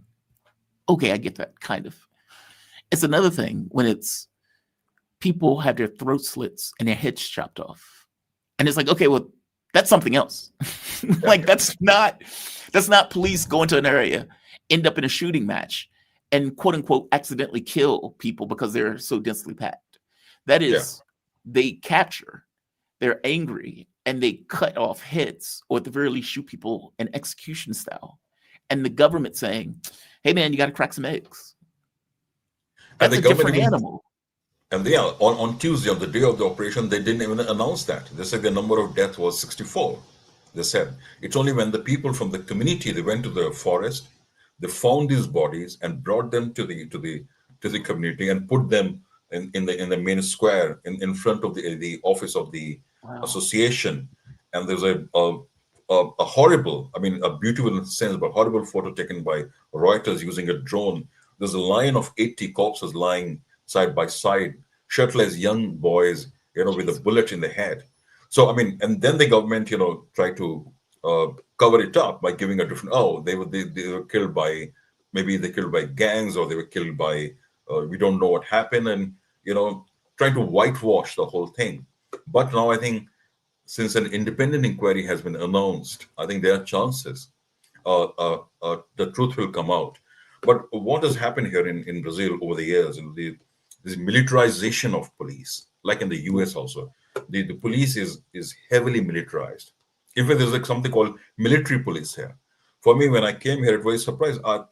Coming from India, military police is a police within the military compounds. That's called military police. But here, the military police operates among civilians. Interesting. Yeah, there's Lula is going to be forced to fight on this issue then, meaning he's going to do the economic thing and everything else, but for all intents and purposes, he is being dragged to this issue of having to also now say, well, I'm also tough on crime. I'm not weak on this issue, et cetera, et cetera. Yeah. Meaning he's not going to have a choice but to have a fight on this issue. Yeah, I think they're trying to force his hand. I mean, when you have this kind of event and there's such a debate in the country, the president will be forced to do something. And he has already announced a new bill, but he's also announced an independent inquiry. Because, mind you, the people who live there in these favelas are mostly poor, working class, and mostly black or mixed race people. And they generally tend to vote for Workers' Party, you know. So you have to be very sensitive about them. I mean, you can't, Lula, or can't afford to alienate poor people. So I think this is what the Rio governor is doing is basically making use of this polarization within the country to boost his chances or chances of other right-wing people. They've all come together. They made a consortium. And one of the ministers in the government, Guilherme Boulos, he called it a Trump consortium and not a peace consortium, because what they're putting on the agenda of narco-terrorism is basically Trump's agenda in South America. And we have to actually look in the bigger picture, what's happening in Venezuela, what's happening in Mexico, this whole idea of, a domination of the Western Hemisphere, and American interference. We can't ignore it. I mean, and they're completely oblivious to this problem. Actually, they're playing a very, very dangerous game by talking about narco-terrorism. Well, and it's really... They don't seem to be oblivious. They seem to be leaning. I mean, let's be honest. Bolsonaro was a Trump clone, right? Yes. I mean, he was everything that Trump wanted to be, and like he effectively emulated Trump all the way through, even to the point of saying, well, the elections are fake. The difference is you have different laws in Brazil where you can't necessarily get away with doing it, whereas in the United States, you can run for office again after trying to overthrow the government of the United States. I guess my thing is they seem to be staying with the same playbook. Hey, Trump is talking about narco-terrorism in Venezuela and in Colombia, and Lula has come out decrying what Donald Trump is effectively doing, murdering people in the Caribbean. So, hey, let's lean into this idea of the narco-terrorism thing. Maybe we'll get some press in the context of the United States. Maybe Trump will say something about it. Maybe. Meaning they've decided politically that this is the lightning in the bottle that they're effectively going with to go after Lula. Very interesting, Jamal. Sorry to cut in. Countries like Paraguay and Bolivia, they have declared these gangs, Brazilian gangs, as narco-terrorists too. So they said we don't want. So I think the strategy is to isolate Brazil in the region. Especially because we have a lot of right-wing governments in the region trying to isolate Brazil, and within the country, you as you said correctly, the same playbook, Trump playbook. Talk about narco-terrorism, isolate the government, shift the focus, and then we're going to witness some let's say very dirty politics in the coming months. You don't think that I was telling the audience when you were getting the sound thing straight that I remember this was taking place at the exact same time that there was a major political event, international political event that Lula was attending. And I couldn't remember what it was. Thank you for mentioning it. It was Kuala Lumpur that Lula was at when this was taking place. I kept thinking to myself, I was like, whoa, this is wild that both of these things are happening simultaneously, because usually that's very coincidental, right? It's like Lula is at a major event and you have this major police action where all of these people are getting killed at the exact same time that Lula is at the political event. Now, you can call it a coincidence. I believe in coincidences. I don't really trust coincidences. And so you don't think that they did this on purpose, like they went in with the idea of murdering a lot of people in order to create a political firestorm around this issue? Or do you think it was, I mean, granted, there's no way for you to know it's a flat fact, but you've been covering Brazilian politics, and I would imagine police in Brazil also, especially the right-wing tilt of the police force. Do you think that this was intentional or it was happenstance? Yeah, I think, as I said, the timing is everything. Lula was actually on his way back from Malaysia to Brazil. He was in the air when the police operation happened. And surprisingly, I heard on television, Lula didn't know it because the plane he was traveling on doesn't have internet. I couldn't believe it. The presidential plane doesn't have internet. I mean, it's unbelievable for me. but he didn't know about it. In fact, he didn't know about it till he landed, or probably till he entered the Brazilian airspace. So this operation takes place just a couple of days after Lula announces that he's going to run for president again, and police operation takes place when he's out of the country. And so, and when such operations take place, generally of this scale, there has to be some coordination between the state government and federal government. Now, there's a big controversy. The federal government has categorically said they didn't know about it. But the Rio governor, he said on cameras that he had informed the federal government about it. So there's a controversy going on. Of course, next day, after the operation, the justice minister, a former Supreme Court judge, Lewandowski, he went to Rio and he stood by the side of the Rio governor, and he made it very clear Brazil's position on narco-terrorism. He said terrorism has a definition, and crime is something else. Terrorists have an ideology, they control territory, but a crime is something which is done, which is treated by the penal code across the world. We know it. And he made the position of the federal government very clear. But, as I said, timing of this thing is very suspicious. And, and we're going to see more. I think the fear is that this can spread to other states, because if they have formed a consortium, 5 states, we can see maybe similar police operations in other states. And with more people being killed, I think, the ordinary people, if you talk to, they don't know who's ordering these operations. Is the city government or the state government or the federal government? So some of them can also blame the federal government for it. One of the surveys came out, and a majority of the people blame the state government, but more than 30% people blame Lula's government for this police action.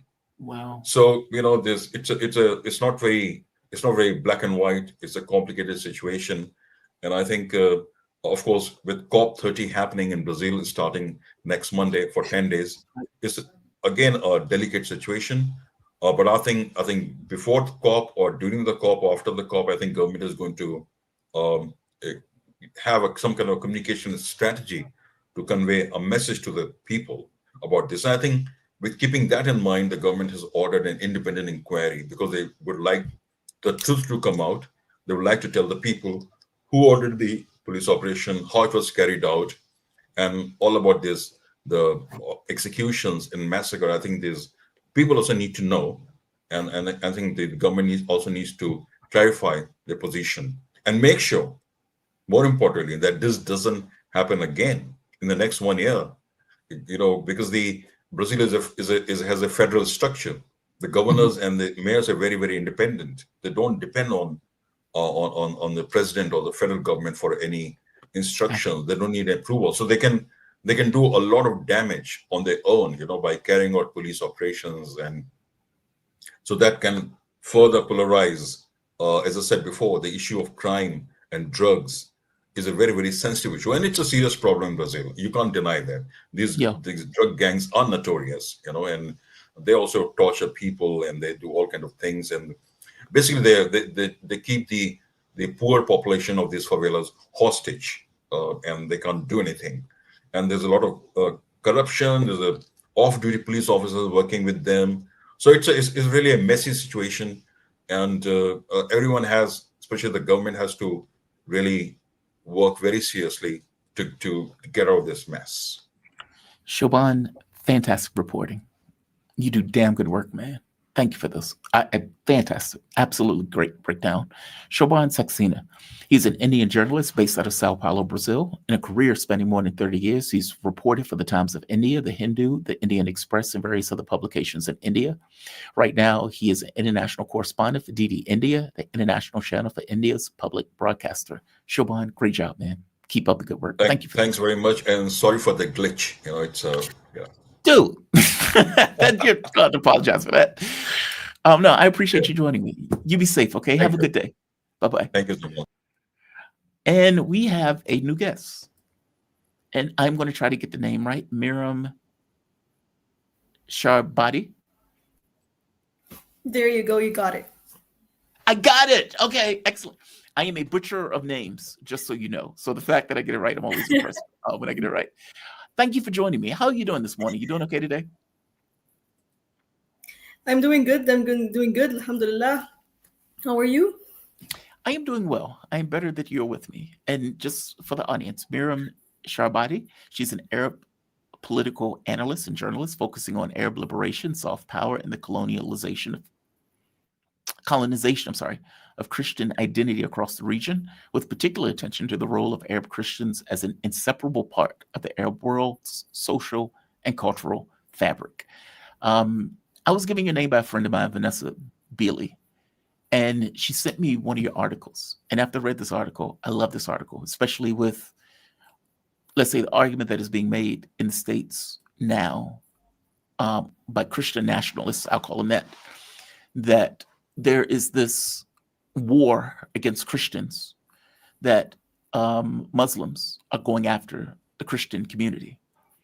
And as somebody who's traveled through the Middle East, I remember having a conversation with a gentleman named Fayed. He was Egyptian, Christian, and him and I sat there and talked for 6 hours about his faith, about what it's like to be a Christian in a Muslim country. These things are inseparable, which is why I'm happy that you could join me. And just to show the audience your article before I bring you in, right here. It was this. Very detailed, very informative. Islam is not enemy of Christianity, an Arab Christian perspective. So let's step into this. Give me a brief summary just for the audience to get a sense of where you're going with this. And then we can step further into the article and further into your thinking on this issue. What are your thoughts? Right. So primarily, I tried to make it a point in this article that this is not a Christian defense of Islam. It's not a position of a token Christian defending Islam to just go against the narrative, right? So basically, what this article is about, it explains how what we're seeing today is not a war between Christianity and Islam. Actually, most of the people that are being martyred, targeted, are Muslims, right? They are Sunnis, they are Shias, they are Druze, they are Yazidis, they are Kurds, they are Christians, they are really, we are from all ethnic and religious backgrounds in this land, owners of this land and indigenous to it. What happened is that decades ago, the French and the British decided to infiltrate this part of the land. And so the early invasions came through the Crusades. But we're going to fast forward a bit, because if we're going to go through history, I think it's going to be a bit of a complex 1,000 years. Fair enough. Fair enough. No, fair enough.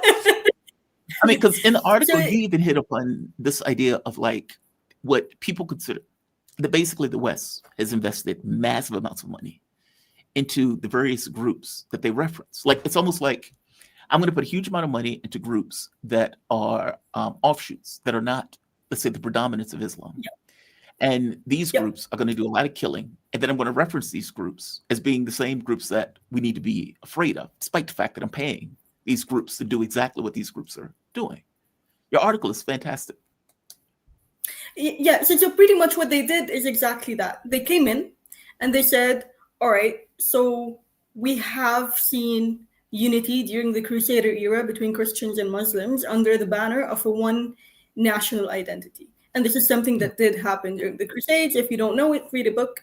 It wasn't a black and white war, right? It wasn't a Christian, Muslim, and it wasn't East and West. Some people from this region allied with the Crusaders, and some people from this region were enemies of the Crusaders, depending on the time period. So we're also not talking about 10 years or 2 years or 5 days. Right? We're also talking about a span of political eras. So what happened is that over time, the British particularly set foot to invade Islam, to put it that way, and they created a monster. They created a monster, basically. What they did is they found this one tribe that was very much isolated to a large degree by other Muslim tribes, because they were considered to be very aggressive. They would not abide by any certain law. And here I'm not just talking about Islamic law. I'm talking about conventional law between peoples and traders. Right? They were kind of roadblockers. And so these are the Wahhabists. And they created Wahhabism. They boosted it, they gave it power, and they gave it supremacy over a time period. And so that became, over time, an ideology that is in fact not innate to the nature of the land, because the people of the land had pushed that ideology to the side for long periods of time. And they were considered pretty much even extremists to the Muslims of the era. So what happened is that the British came in, created that spin-off, and then from that spin-off, created a bunch of other spin-offs to divide and conquer, and to regime change, and to draw an image of the Christian persecution. Yes, I'm not saying Christians are not being attacked. What I'm saying is that it's not the Muslims that are killing us. It's not Islam that is a threat to Christianity. It is Western capitalism, it is exploitation, it is colonization. This is the threat to Christianity. Now, every time I say that, someone will come out and say, but if you look at the table and it shows that in Israel, the number of Christians is increasing radically opposite to everywhere else in the region. Yes, sir, these Christians are mostly not indigenous to the land. The Christian Zionist is a Zionist and is a settler just as much as any other settler. So it doesn't particularly count. If I'm bringing in Christians from anywhere in the world and saying, well, come in to replace the people of the land, does it really count? How do we understand that? Yeah, I remember I was in Israel once with my ex-wife. She had never been. She wanted to see it. And I was a downer the entire time I was there, right? Because I was like, oh, well, that's besides the point. We end up going to this place, and the woman is speaking, I guess, Hebrew. And when she realizes we're American, she immediately flips. It's like, oh, I'm from New York. Okay, well, does that person count, right? Like that person is effectively stealing somebody else's house, stealing somebody else's land.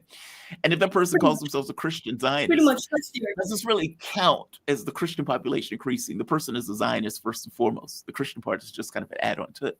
No, I agree. I totally agree where you're coming from. And as you point out, like let's look at today. We go to Taybeh.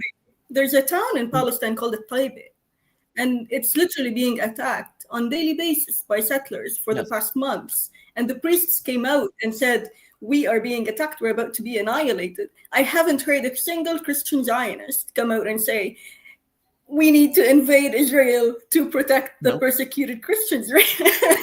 So that rhetoric only fits where it needs to fit. It fits where it needs to fit. Destroying churches. They've been destroying sites of Christian sites in Gaza. I mean, the Christian thing doesn't seem to apply. The Zionist thing is the thing that seems to apply. Not to mention, Donald Trump's shaking the hand of Al-Jilani, which is mind-blowing when you really think about it. I mean, because that shows, right? Like, you put documentation in the article about effectively the back channel communication that was taking place between, let's say, either the Brits and the US with terrorist groups to do exactly what those terrorist groups were doing. Create a beachhead in Syria, for example, with the idea of trying to overthrow the Syrian government. Hillary Clinton with the thing saying, hey, Al-Qaeda is with us. Like, meaning this wasn't organic. Jake Sullivan is your main point. No, none of it was. And to be fair, it's not to come and say that everyone that was against Assad was a U.S. asset. This is not the argument, right? Because you can like a leader, not like them, a president, a leader, a religious person. It doesn't matter. See, this is a normal existence within the national structure. Right? What is abnormal is when you suddenly have a funneling of money, military equipment, training, and a ready-to-go regime change operation, right? That whose leaders have been trained in U.S. prisons in Iraq, while Iraq had its regime change operation, a few years before. So we're talking a decade before we had regime change in Iraq. And so that is problematic. A lot of people joined the revolution in the early days of the revolution in Syria, but very quickly people picked up that, okay, hold up, this isn't a secular revolution against, Right. a corrupt elite, which is what the West was painting it all the time. This is a question of killing the Alawites and sending the Christians to Beirut, because that was the slogan. It's one of the early chants in Syria, which says Alawites to the grave, Christians to Beirut, right? And that picks up very resonantly for people of this region who go and say, all right, this is another one of those, because we've seen it multiple times. And so what happened at that time is that people started to realign themselves, because we understand that the war is not between our different faiths. The war is between us and those who want to exploit us. Now, we have our own struggles amongst each other, like any other people, right? Grounded in so many different things.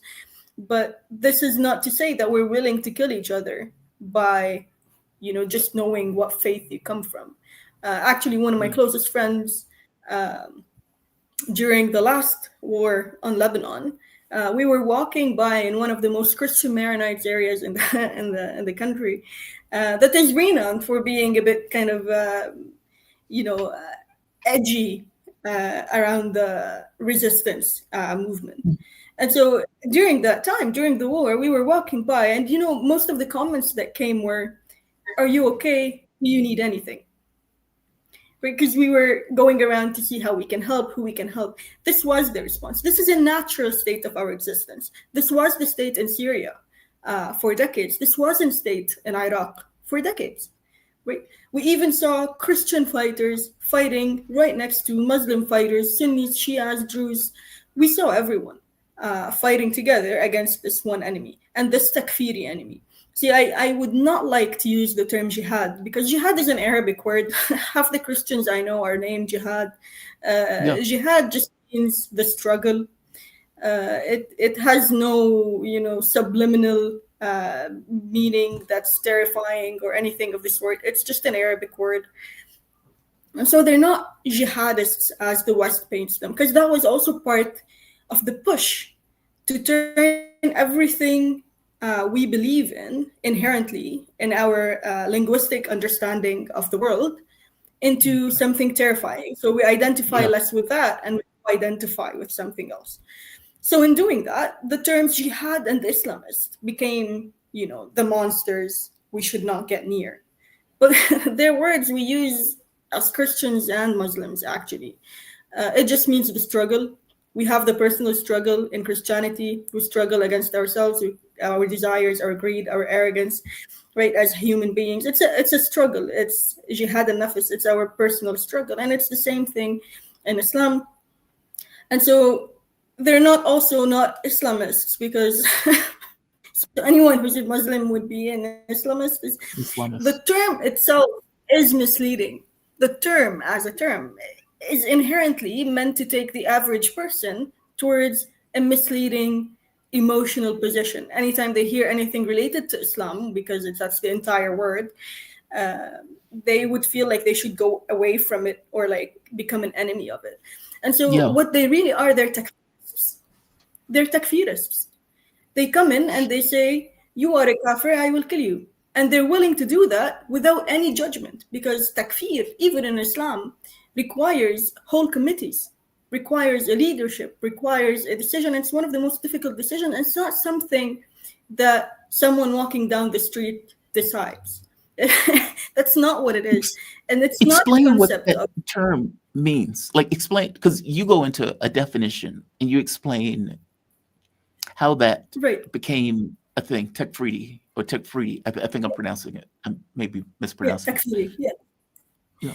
So basically what it is in Islam, a kafir is somebody who does not believe in, right? So a Christian would ideally not believe in Muhammad, peace be upon him.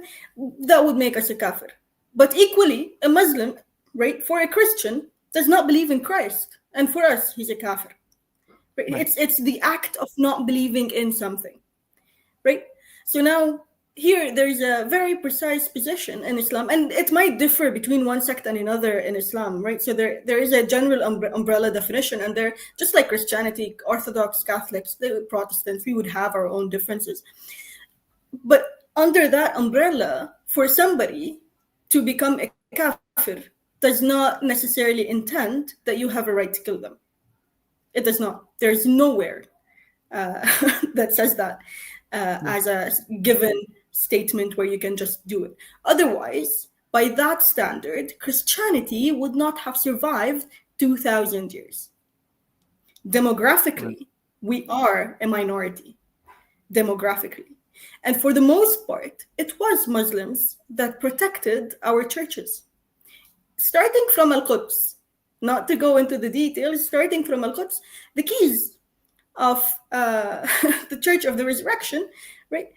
Where are they? Who holds them? It's a Muslim family. Right. It's a Muslim family that has protected them.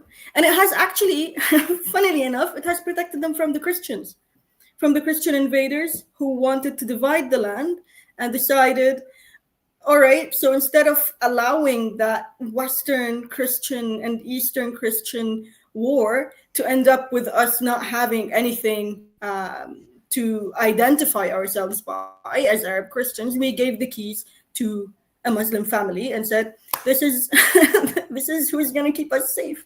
And that's literally kind of what happened. We went to protection to our fellow Arabs, regardless of faith. And that would have not been an option if the version of takfirism that the West has put forward was in any way a reality.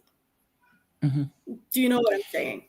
Yeah, no, I do get that. It basically, the fact that Christianity continues to exist in the Arab world pushes against this idea that there was a war between the Muslims and the Christians in any real sense of the word. That there was a commonality. People lived together. It wasn't this idea that they were trying to push forward that Christians are being just murdered and massacred in the way that they're saying it. At For the very no least, reason, without any cause. You know what I mean?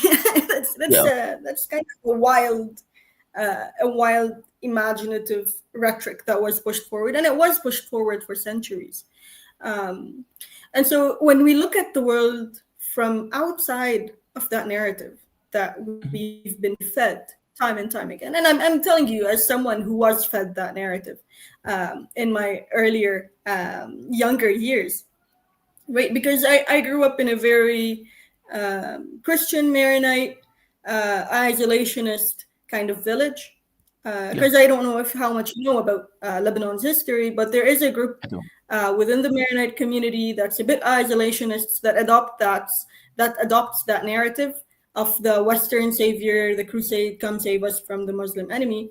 And so there is a group that kind of exists with that ideology and narrative that's propagated. However, they do trade with the Muslims, they do eat by the Muslims, they live with them.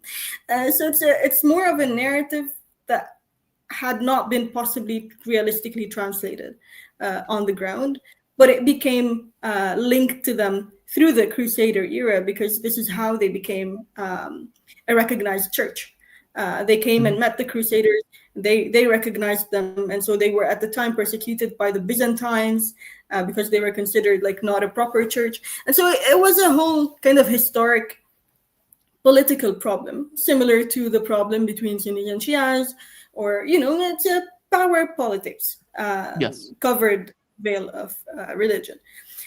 And so when you grow up and you realize that, well, we do everything with the Muslims. We share a language, we share the food, we share the jokes, we share the pain of war, we share the pain of survival.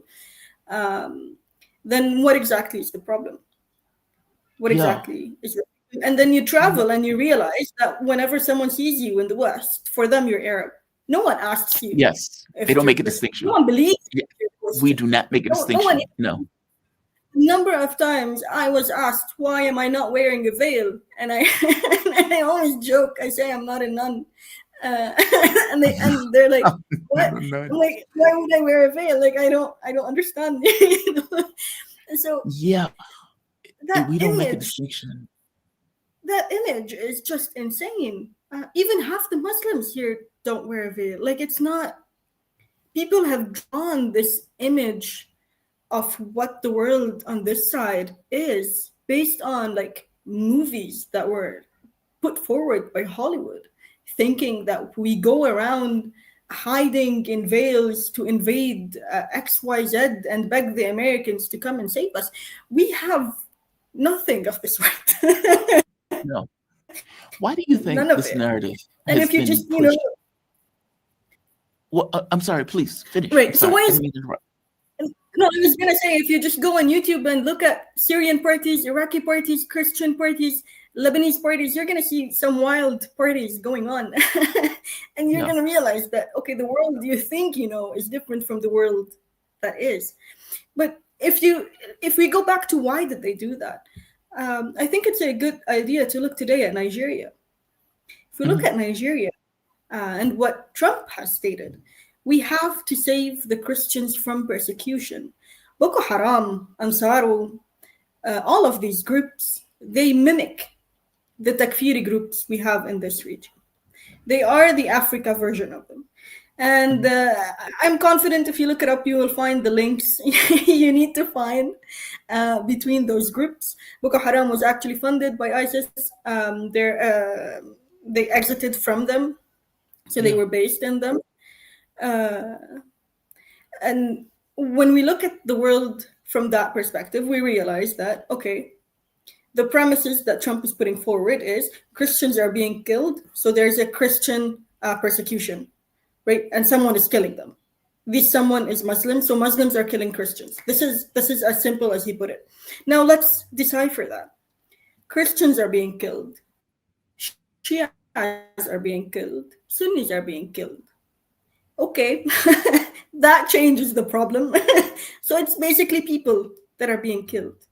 Right. So it's people in their own land that are being killed, right? The Shias have been facing Boko Haram in Nigeria for years.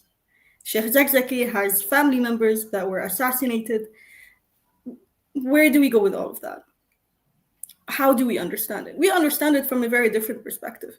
We understand it by looking at a map, saying, all right, there was a time when the Americans and the Brits and the French and the West in general, NATO today, divided the world in such a way that serves the exploitative needs and desires, right? That map no longer works for them.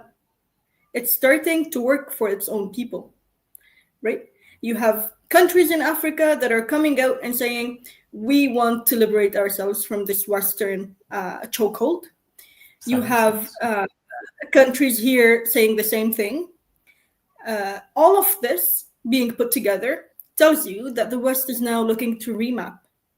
They're looking to shut down all of these resistance movements that have suddenly become capable of actually facing that West. Right? The resistance movements in Lebanon, in Iraq, in Yemen. Right? Yemen has been historical. It's been unprecedented. In Iran, in Palestine, we have not been defeated. Right? This will inherently translate where? If we look at a map, it will translate to Somalia, Sudan, right? It will translate to Nigeria. It will translate, and it has already in Burkina Faso and Mali, Niger. So we're looking at a whole map that no longer serves the interests of that Western elitist, capitalist desire. So how do we break that? We use the same old myth that will rally all of these people in the West that have no idea what they're fighting for under a banner. One banner has been, if we don't save Israel, we are next. The other banner is, Christians are being killed, let's go save them. The last time they saved Christians in Iraq, I'm going to let the Iraqi answer you. Yeah. The last time they saved Christians in Syria, we have Julani. So I don't know what kind of saving they're doing, but it's not the same saving you and I would understand. They're bringing in the enemy and they're making themselves the only potential savior left. So they're giving us only one option: either die or live long enough to accept them as the only alternative. And this is what we won't do. This is what we won't agree to. And this is why I wrote this article. Right? Again, it's not a defense of Islam. It's actually to ring the bell for the Christians. It's a message for the Christians. Islam does not need me to come and defend it. The resistance does not need me to come and defend it. They have been fighting. They have been putting forward martyrs. They have been the ones at the forefront paying the price. They don't need me to defend it. The people that need me to defend them, or at least try, because I can't really defend anyone, but at least try to bring in some knowledge or a different perception, it's the Christians. It's the Christians here that still cannot see it. It's the Christian in the West that still cannot see it. It's the people that are incapable still of understanding what all this chaos is about. So it's really not a defense of Islam. It's a call for Christians to realize that if we don't put our hands in the hands of the people, whomever they are, whomever they might be, if we don't say no to the exploitation of the West, even if in return of great gains, because they do give you these great gains at the beginning to actually become, party to their proxy wars. They give you land, they give you property, they give you money, they give you whatever it is. If you don't do that, if we don't say we don't want all of that, what we want is our dignity, our truth, our reality, we will end up dead. It's just, they will use us before they kill us. And I think Syria is one of the most eye-opening moments in the past few years on that note, because they propagated the Syrian narrative for a long time, talking about democracy, rights, freedoms. We kept saying this isn't that. And what we saw the moment Damascus fell, is truly massacre after massacre. That's it. That's all we've been seeing.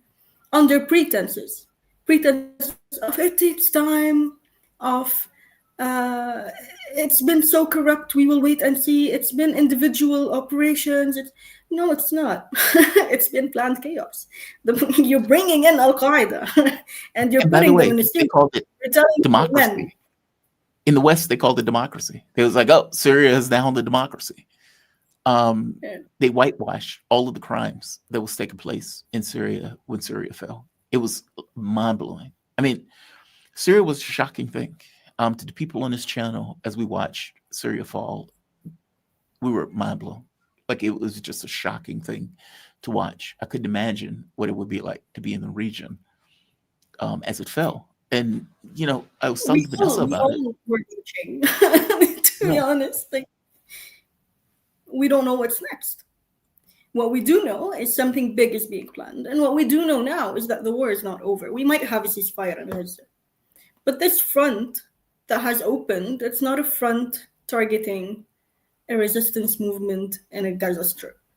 This is a front for the existence of this exploitative system and foreign influence.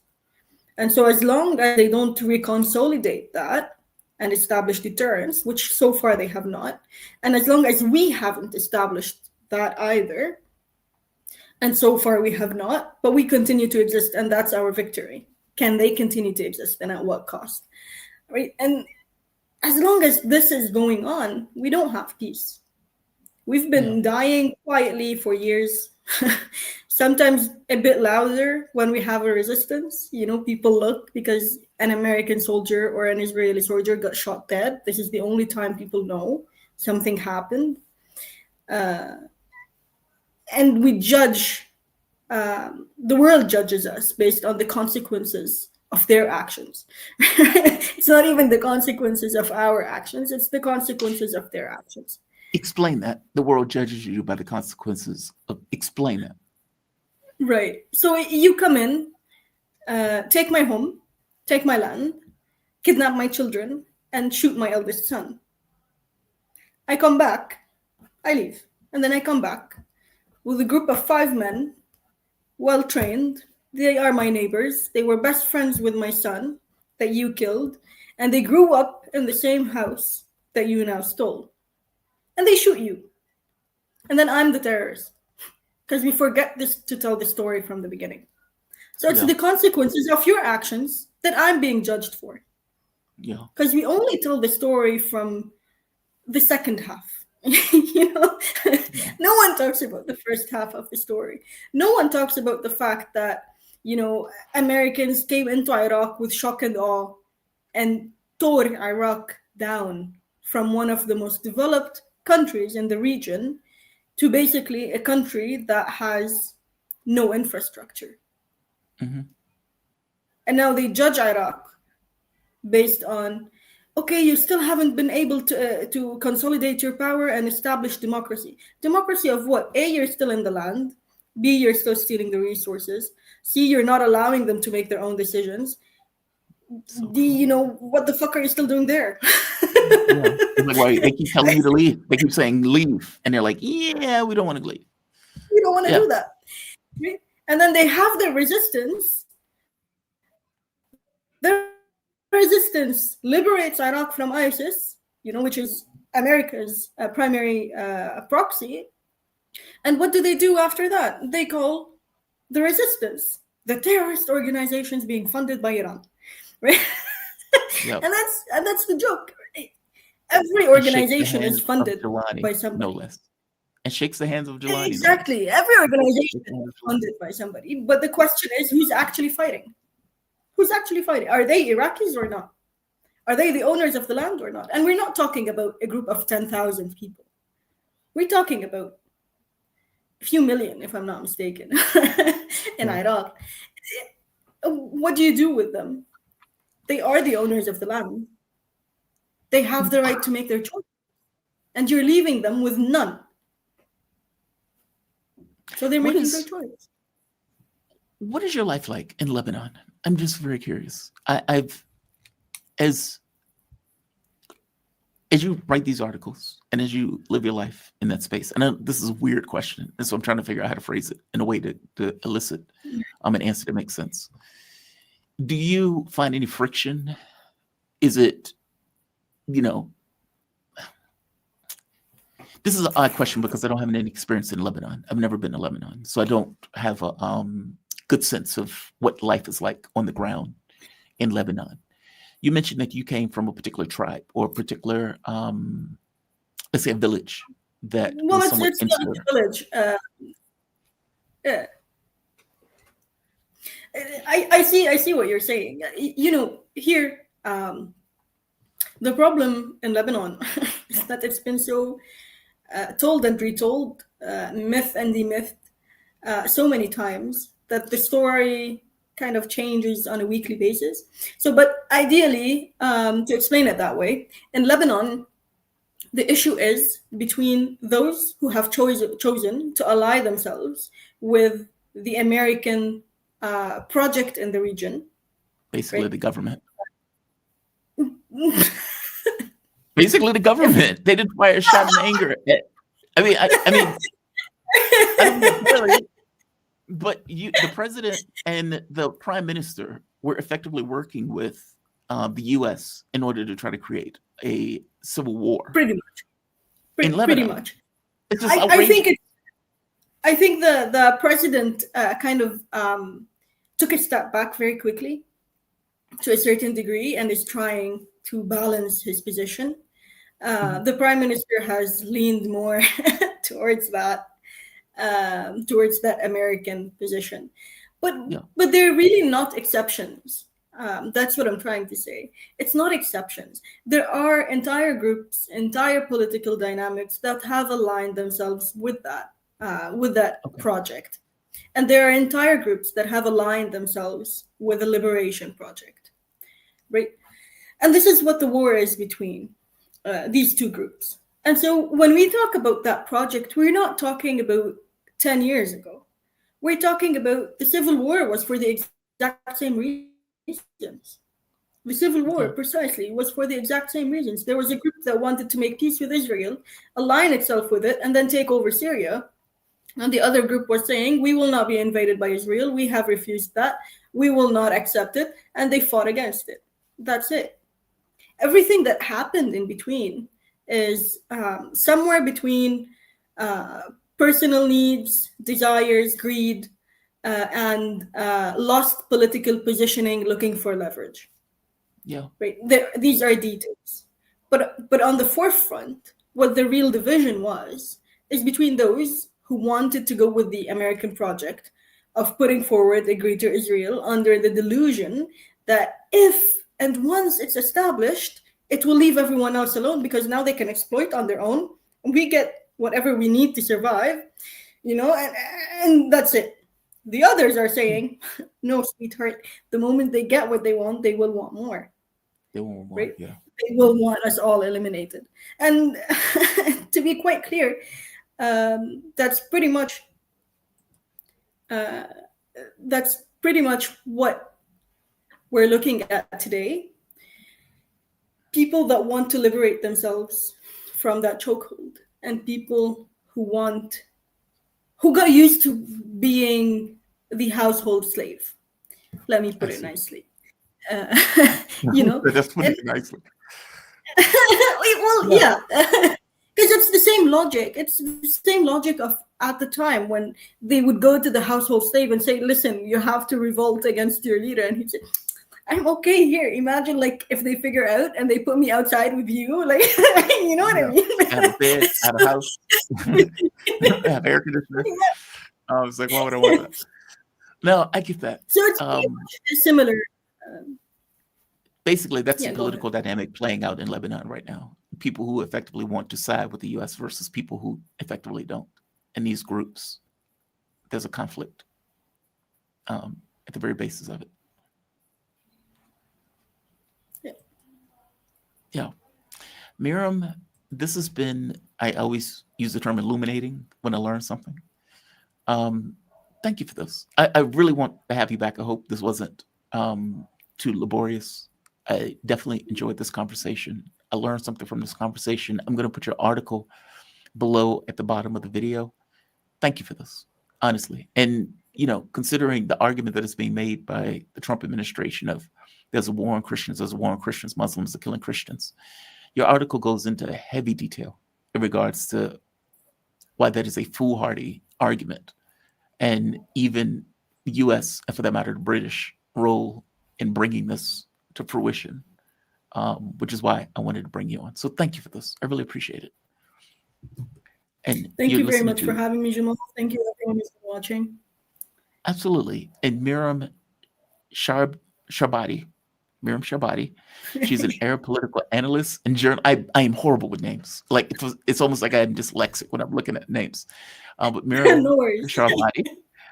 She is an Arab political analyst and journalist focusing on Arab liberation, soft power, and the colonization of Christian identity across the region, with particular attention to the role of Arab Christians as an inseparable part of the Arab world's social and cultural fabric. You have a fantastic rest here today, okay? Thank you for this. Have a good one. Bye-bye. All right. She is awesome. And I'm going to put her article at the bottom of this video because the article goes into heavy detail on Tafriki, on the relationship in the sense of the Brits and how they were involved in basically drawing the map of the Middle East, how that map no longer serves them and how they're using these terrorist groups, for lack of a better word, in order to effectively go after and take down governments that they don't particularly like. Syria, obviously, being one of the main ones. Lebanon itself has been pecked at by Wahhabis. And there's a belief in the region that effectively Israel, the U.S., will be using those as a way of attacking Lebanon. No, that article is great. And she was a fantastic guest, and I appreciate her for joining me to have the conversation. So, we have come to the end. We have 2 chats. Let's go to the chat before we close it. Kevin Wayne, Gavin should try for something for homeless. Yes. Kevin Wayne, yes. That should be tattooed on Gavin Newsom's, I don't know, whatever the hell he looks at every day. Yes. Like, look, man, I remember I was traveling somewhere and the person said, hey, I visited the U.S. And he says, God, man, you guys have a lot of homeless people. He was traveling through California and he could see the shanty towns that were in California where you just had like oceans of people living on the streets. It's appalling.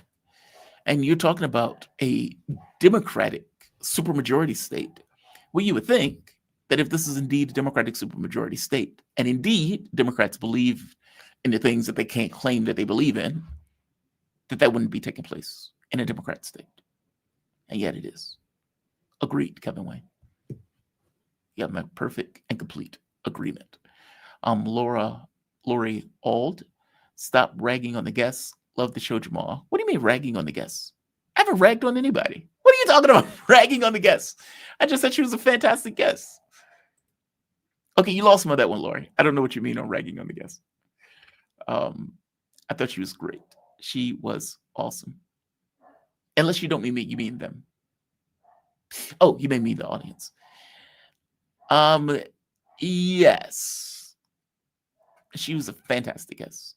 And some of you were complaining. I don't know why you were complaining. I thought she was great. And again, her article goes in a hell of a lot more detail in regards to the point that she's basically trying to make. So, yeah, she was good. I was like, yeah, cute. Yes, she is. She's very nice. I do appreciate her for joining me. Shout out to Vanessa Bealey, by the way. Vanessa is the one who put me in contact with her. She gave me her information. Tomorrow, we are going to have a full show. Professor Wolf is going to be on the show. Michael Maloof is back. Maloof has had a few medical issues, but he is a man's man, and he's overcome. So he's going to be back on the show tomorrow. What is her name? What is her name? She's a fantastic guest. She is Lebanese. She is from Marwa Osman. Marwa Osman. She was on the show once before, and she did a great job. She did a fantastic job. So she's going to be on the show at 7. That means I have a hole in my 8. No, Ted Raw. Ted Raw is going to be on the show tomorrow. We have a full show tomorrow. Ted Raw is going to be on the show tomorrow. So, yeah, we have a full show tomorrow. I forgot Ted is going to be on. Ted is going to be doing an election breakdown. Of course, he lives in New York. And so I would imagine he's going to have feelings about the mayoral race. Oh, God, man, I have such mixed feelings. Look, I think both political parties are trash. That's my default, right? By the same token, I try not to allow a deep and abiding cynicism of the political process to get in the way of somebody who may actually is a true believer. I said that way. I am a wait and see type of person, sitting on the moon, looking at events. Oftentimes there are cues that give a heads up and say, that guy's full of it. In this case, I will sit on the moon, look at events, and see what takes place in New York and whether or not the sausage making process is not what we typically see the sausage making process as. For the other races, where Democrats were able to gain seats, let's be very honest. They didn't do shit to get those seats. I'll just say it. You got rando Democrats that ran in rando Democrat way. And for all intents and purposes, the reason that they were able to win wasn't because they did anything miraculous, wasn't because they had a policy, wasn't because they had a message. It was rando Democrat, typical fare. The difference was Trump is horrific. And on some level, they were betting on Trump being horrific as their game plan to get back in power. This is the game plan that they're betting on to get back into the House and Senate. This is the game plan that they're betting on to get back into the presidency. Our politics are broken. This is not a democracy. Meaning, this is not people, schoolboy democracy in the way that we think about it, where this person and a group of people have things that they want, and they vote for people who are putting forward a platform and ideas that they care about and that they want in order to effectuate those things when they get into power. This is not that. This is something else. This is a managed oligarchy where you have a shit candidate on one end and a shit candidate on the other end. And people get tired of one candidate, and so they flee to the other candidates. And then you have this kind of weird generational thing where you have some people who are just wed to a Democratic Party because that's all they know. They grew up in it, and so it becomes this kind of real cultural affect. And then you have other people who realize kind of the realization that many of us on the channel come to of, hey, this doesn't work. What the public wants is not effectuated in the political space to any degree. And what you end up with is people sloshing from one side to the other when they get tired of one side because they think one guy's an ogre, so they slosh to the other one, then they realize the other one doesn't really do anything, and so they slosh back to whoever this other person is. At some point, this model needs to be broken. I know you guys don't like Daniel Lazare, but Daniel Lazare is one of those people who points out that this doesn't function. This doesn't work. Something else needs to take place. This needs to collapse. This needs to be utterly and entirely destroyed, meaning the wheel needs to be broken because the way this wheel is working, Spangberger, or whatever the hell her name is, Abigail, is a CIA spook that offers nothing.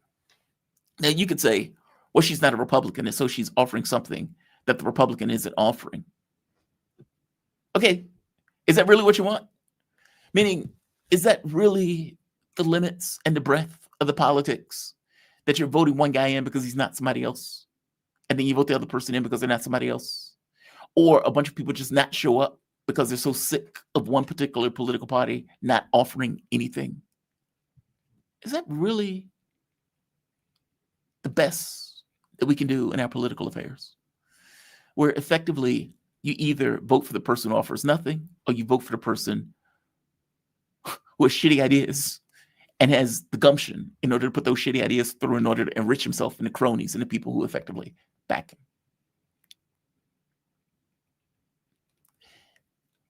This sucks as a political entity, meaning the US government and the way that it functions and the way it operates.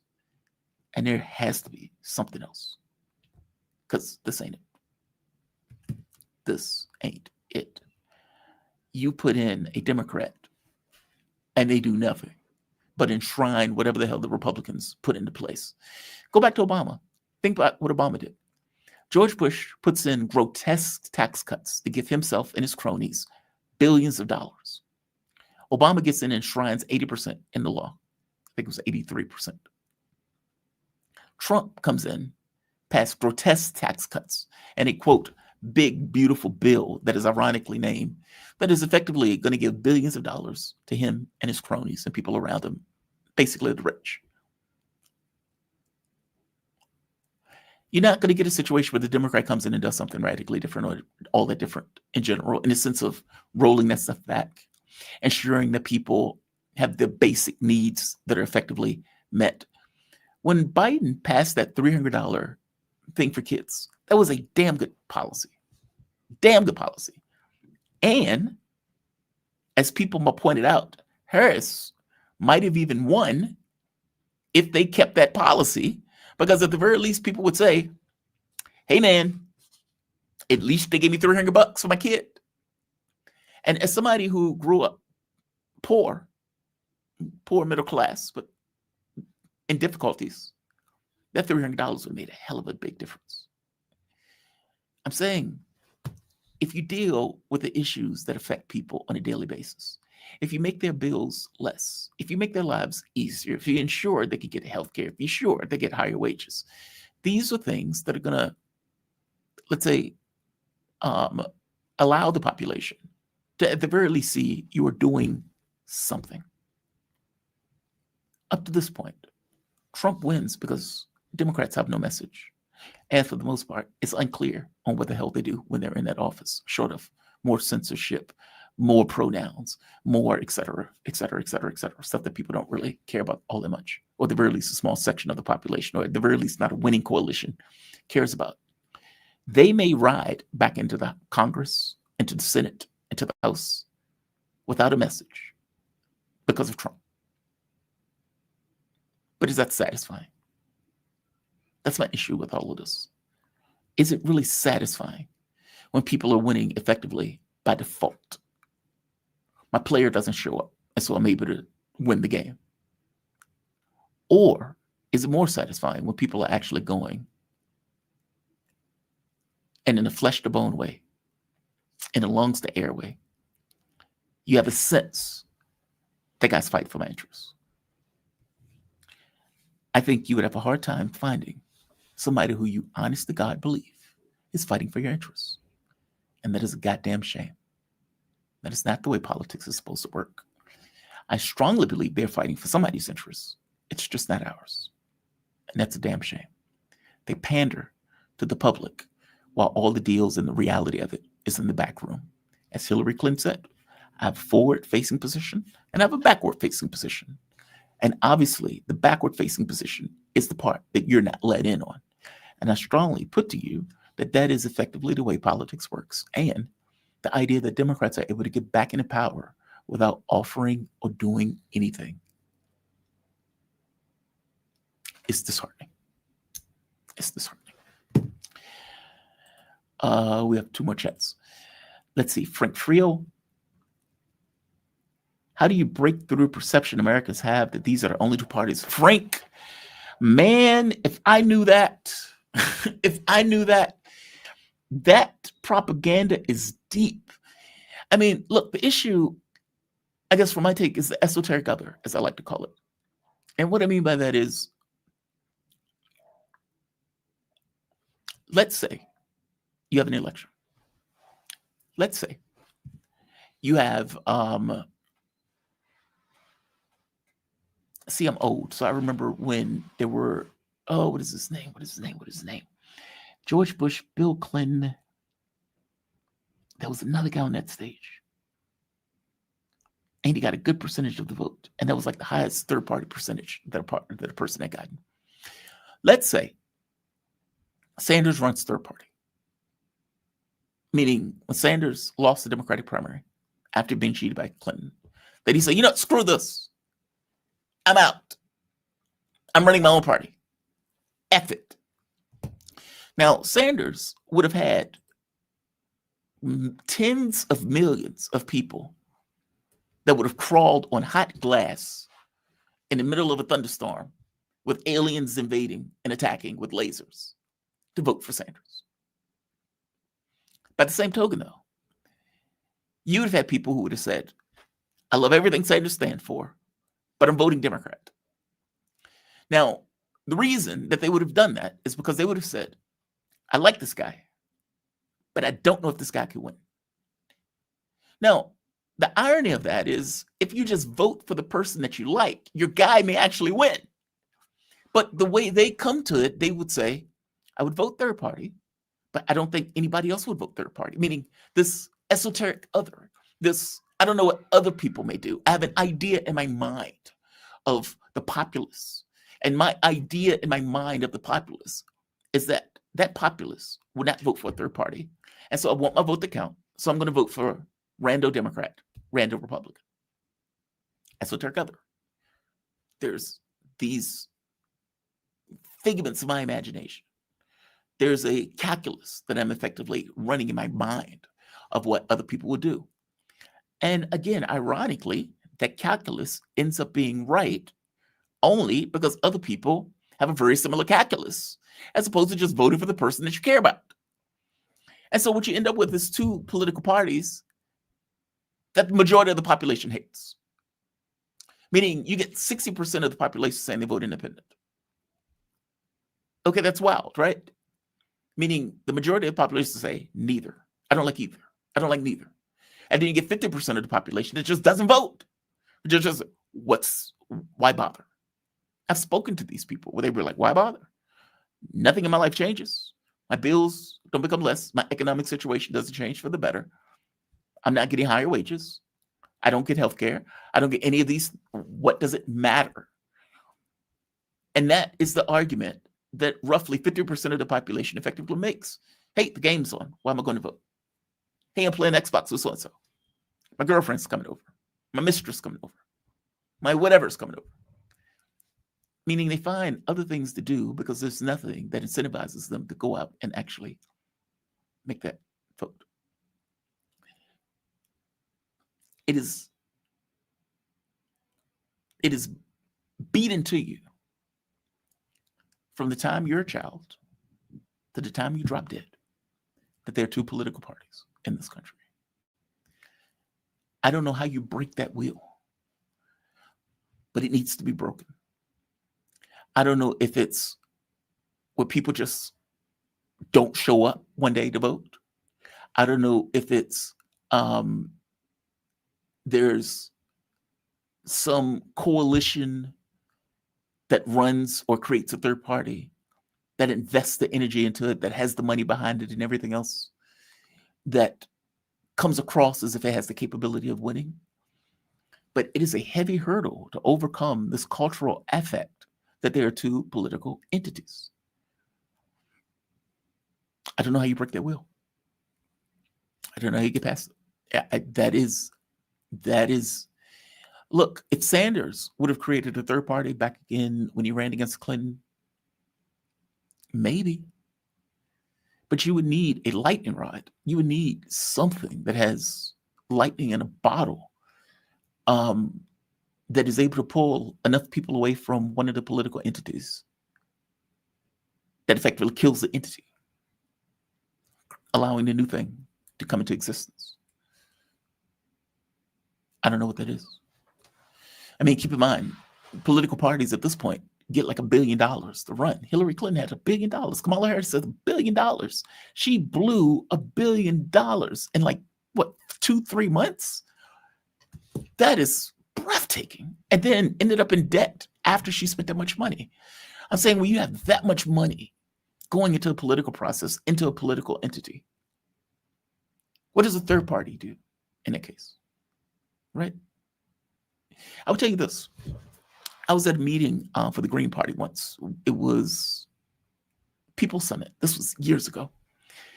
And I was sitting in the room with a Green Party member, and one of the guys angrily was pointing out, we don't even have a center to organize. Basically, we don't even have money to have our own, let's say like a DNC thing. We don't even have that.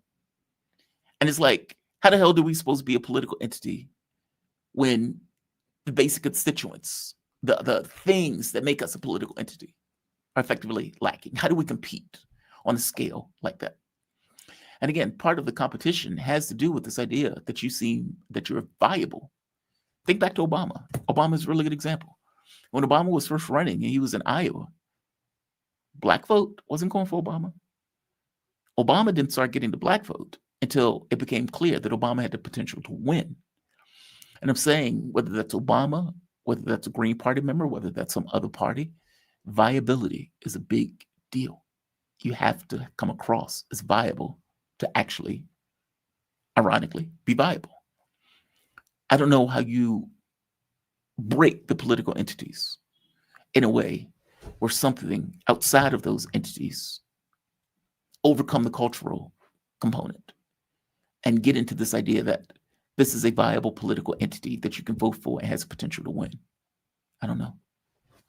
I mean, look, that's a lot of wood to chop to say. I don't know, but it's a hard problem. I have no idea. I don't know the answer to it. I wish I did. Democrats are so used to offering a narrative instead of substance. Yes, auntie, yes. That maybe they don't even know how to do better. They're way out to the... I don't buy that. I don't buy that. Look, auntie, both of these political entities are paid by the same people. Full stop. Meaning you have an oligarchical system where the rich puts billions of dollars into the political entity. If I'm giving you $1 billion, who are you listening to?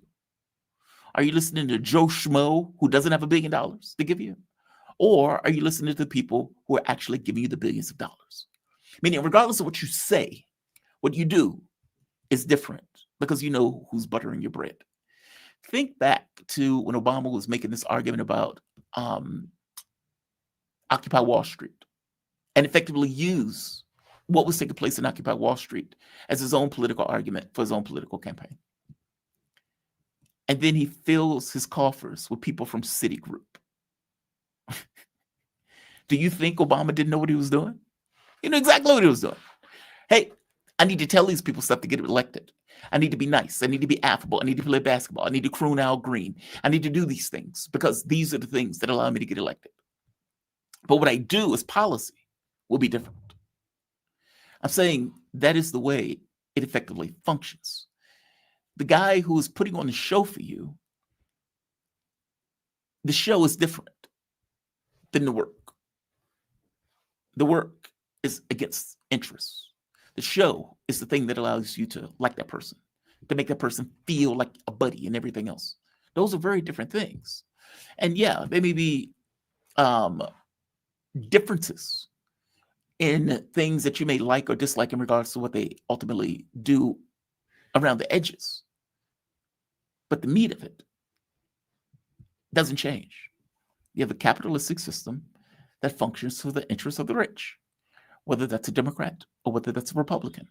And while there may be shades of difference, you're getting to the point where that difference has become more and more negligible in the way that they effectively operate. And so they know exactly what they're doing. They don't have a policy position because the moment that you put forward a policy position, people are going to expect you to abide by the policy position. It's not like Trump. Trump just made shit up. He's not going to be able to run again. So what does he care? One way or the other. But if you are Gavin Newsom and you say, these are the things that I'm going to do in office, and you don't do those things, then you're just Joe Biden, you're just Obama, you're just Bill Clinton, you're just any random Democrat, right? I mean, Obama at the very least did Affordable Care Act. The public, sadly, clings to it like grim death because it's the life preserver that they effectively have. But look at the cost of Obamacare. Look how much you have to pay for your insurance. Like, this is not, let's say, government-run healthcare. This is not Affordable Care Act. I'm sorry, this is not Medicare for all. This is not a public option. This is an insurance-run plan where you are effectively pushed into buying a product from a middleman that is completely and entirely unnecessary for what the dispensing of healthcare. I mean, for God's sake, it's just a middleman. They're not doctors. They're effectively the intermediary between the doctors. And they're entirely unnecessary. It's just cost. And we pay the extra cost. I'm trying to say that for all intents and purposes, these are things that are being enshrined into a system that increases costs for everybody else for the benefit of the wealthy and for the benefit of the rich. Whether that is a Democrat or whether that is a Republican, you have a capitalistic system. And at this point, the capitalist system seems to eat the democratic system. Everybody's in for the profit. Even the wars, for God's sake. Think of the amount of money that people are making off the wars. How do you stop a war when people are making billions of dollars from our public coffers for that war? Yeah, Auntie, I think they know exactly what they're doing. As bad as Trump is in a two-party system, the Democrats have no incentive to do better. Exactly. Exactly. They look at Trump and say, hey, that guy's horrible. He's for the military on the streets. He's, enriching himself. He's making himself super wealthy. Look at the crypto thing. He's letting people out of jail for shits and giggles because, they benefit him in some particular fashion. Where's the Epstein files? The guy may be a pedophile, and yet, he's not releasing the files. And they just sit back and say, yep, he's horrible. Put me in. Hey, what are you going to do when you get in? What does it matter? That guy's horrible. Put me in. Agree. It kills any incentive for them to do better. It's not a situation where they don't know what they're doing. They know exactly what they're doing. But from their point of view, why do we need to strain ourselves? Why do we need to actually put forth an agenda? Why do we need to do that stuff? We don't need to do that stuff. We have a political party we can play against, and we just play back and forth. It's a game. In the way that we operate between these two political entities, nothing gets done, nothing gets accomplished in the real sense of the term from the standpoint of the benefit of the public itself. Things do get done from the standpoint of the wealth of the nation. That is the way we play this. and we just go back and forth. Nothing ultimately changes in the real context of how we operate as a nation. Can't even keep the lights on. Java Joe, as bad as Trump is, the two-party system, the Democrats have no incentive to do better because they win by default as the alternative. Yep. And by the way, same thing becomes true for Republicans. Donald Trump wins by default because of how bad Democrats are. And then after a few years, Republicans get back in office. In a few years, Democrats get back in office, and they slosh back and forth with the public, never ultimately getting what they want. It's a scam. It's a total and complete scam. Wandy USA super sticker. Well, thank you, Wandy. Thank you. All right. We have come to the end. We have come to the end. I want to thank all of you for joining me. You guys are fantastic. Yeah, it's the illusion of choice. It's the illusion of choice. Exactly. Exactly. All right, I'm going to call this a day. I am going to, what am I going to do? I need to cut videos, and I need to cut Karen's video from yesterday. I'm going to fix some wings and french fries and cut some videos. And I will see you guys bright and early tomorrow morning. Full show tomorrow. You be safe. Be kind to the degree that you can be kind. Have a good one all. I saw the volcano, by the way. That was very cool. The volcano was very cool. Be safe.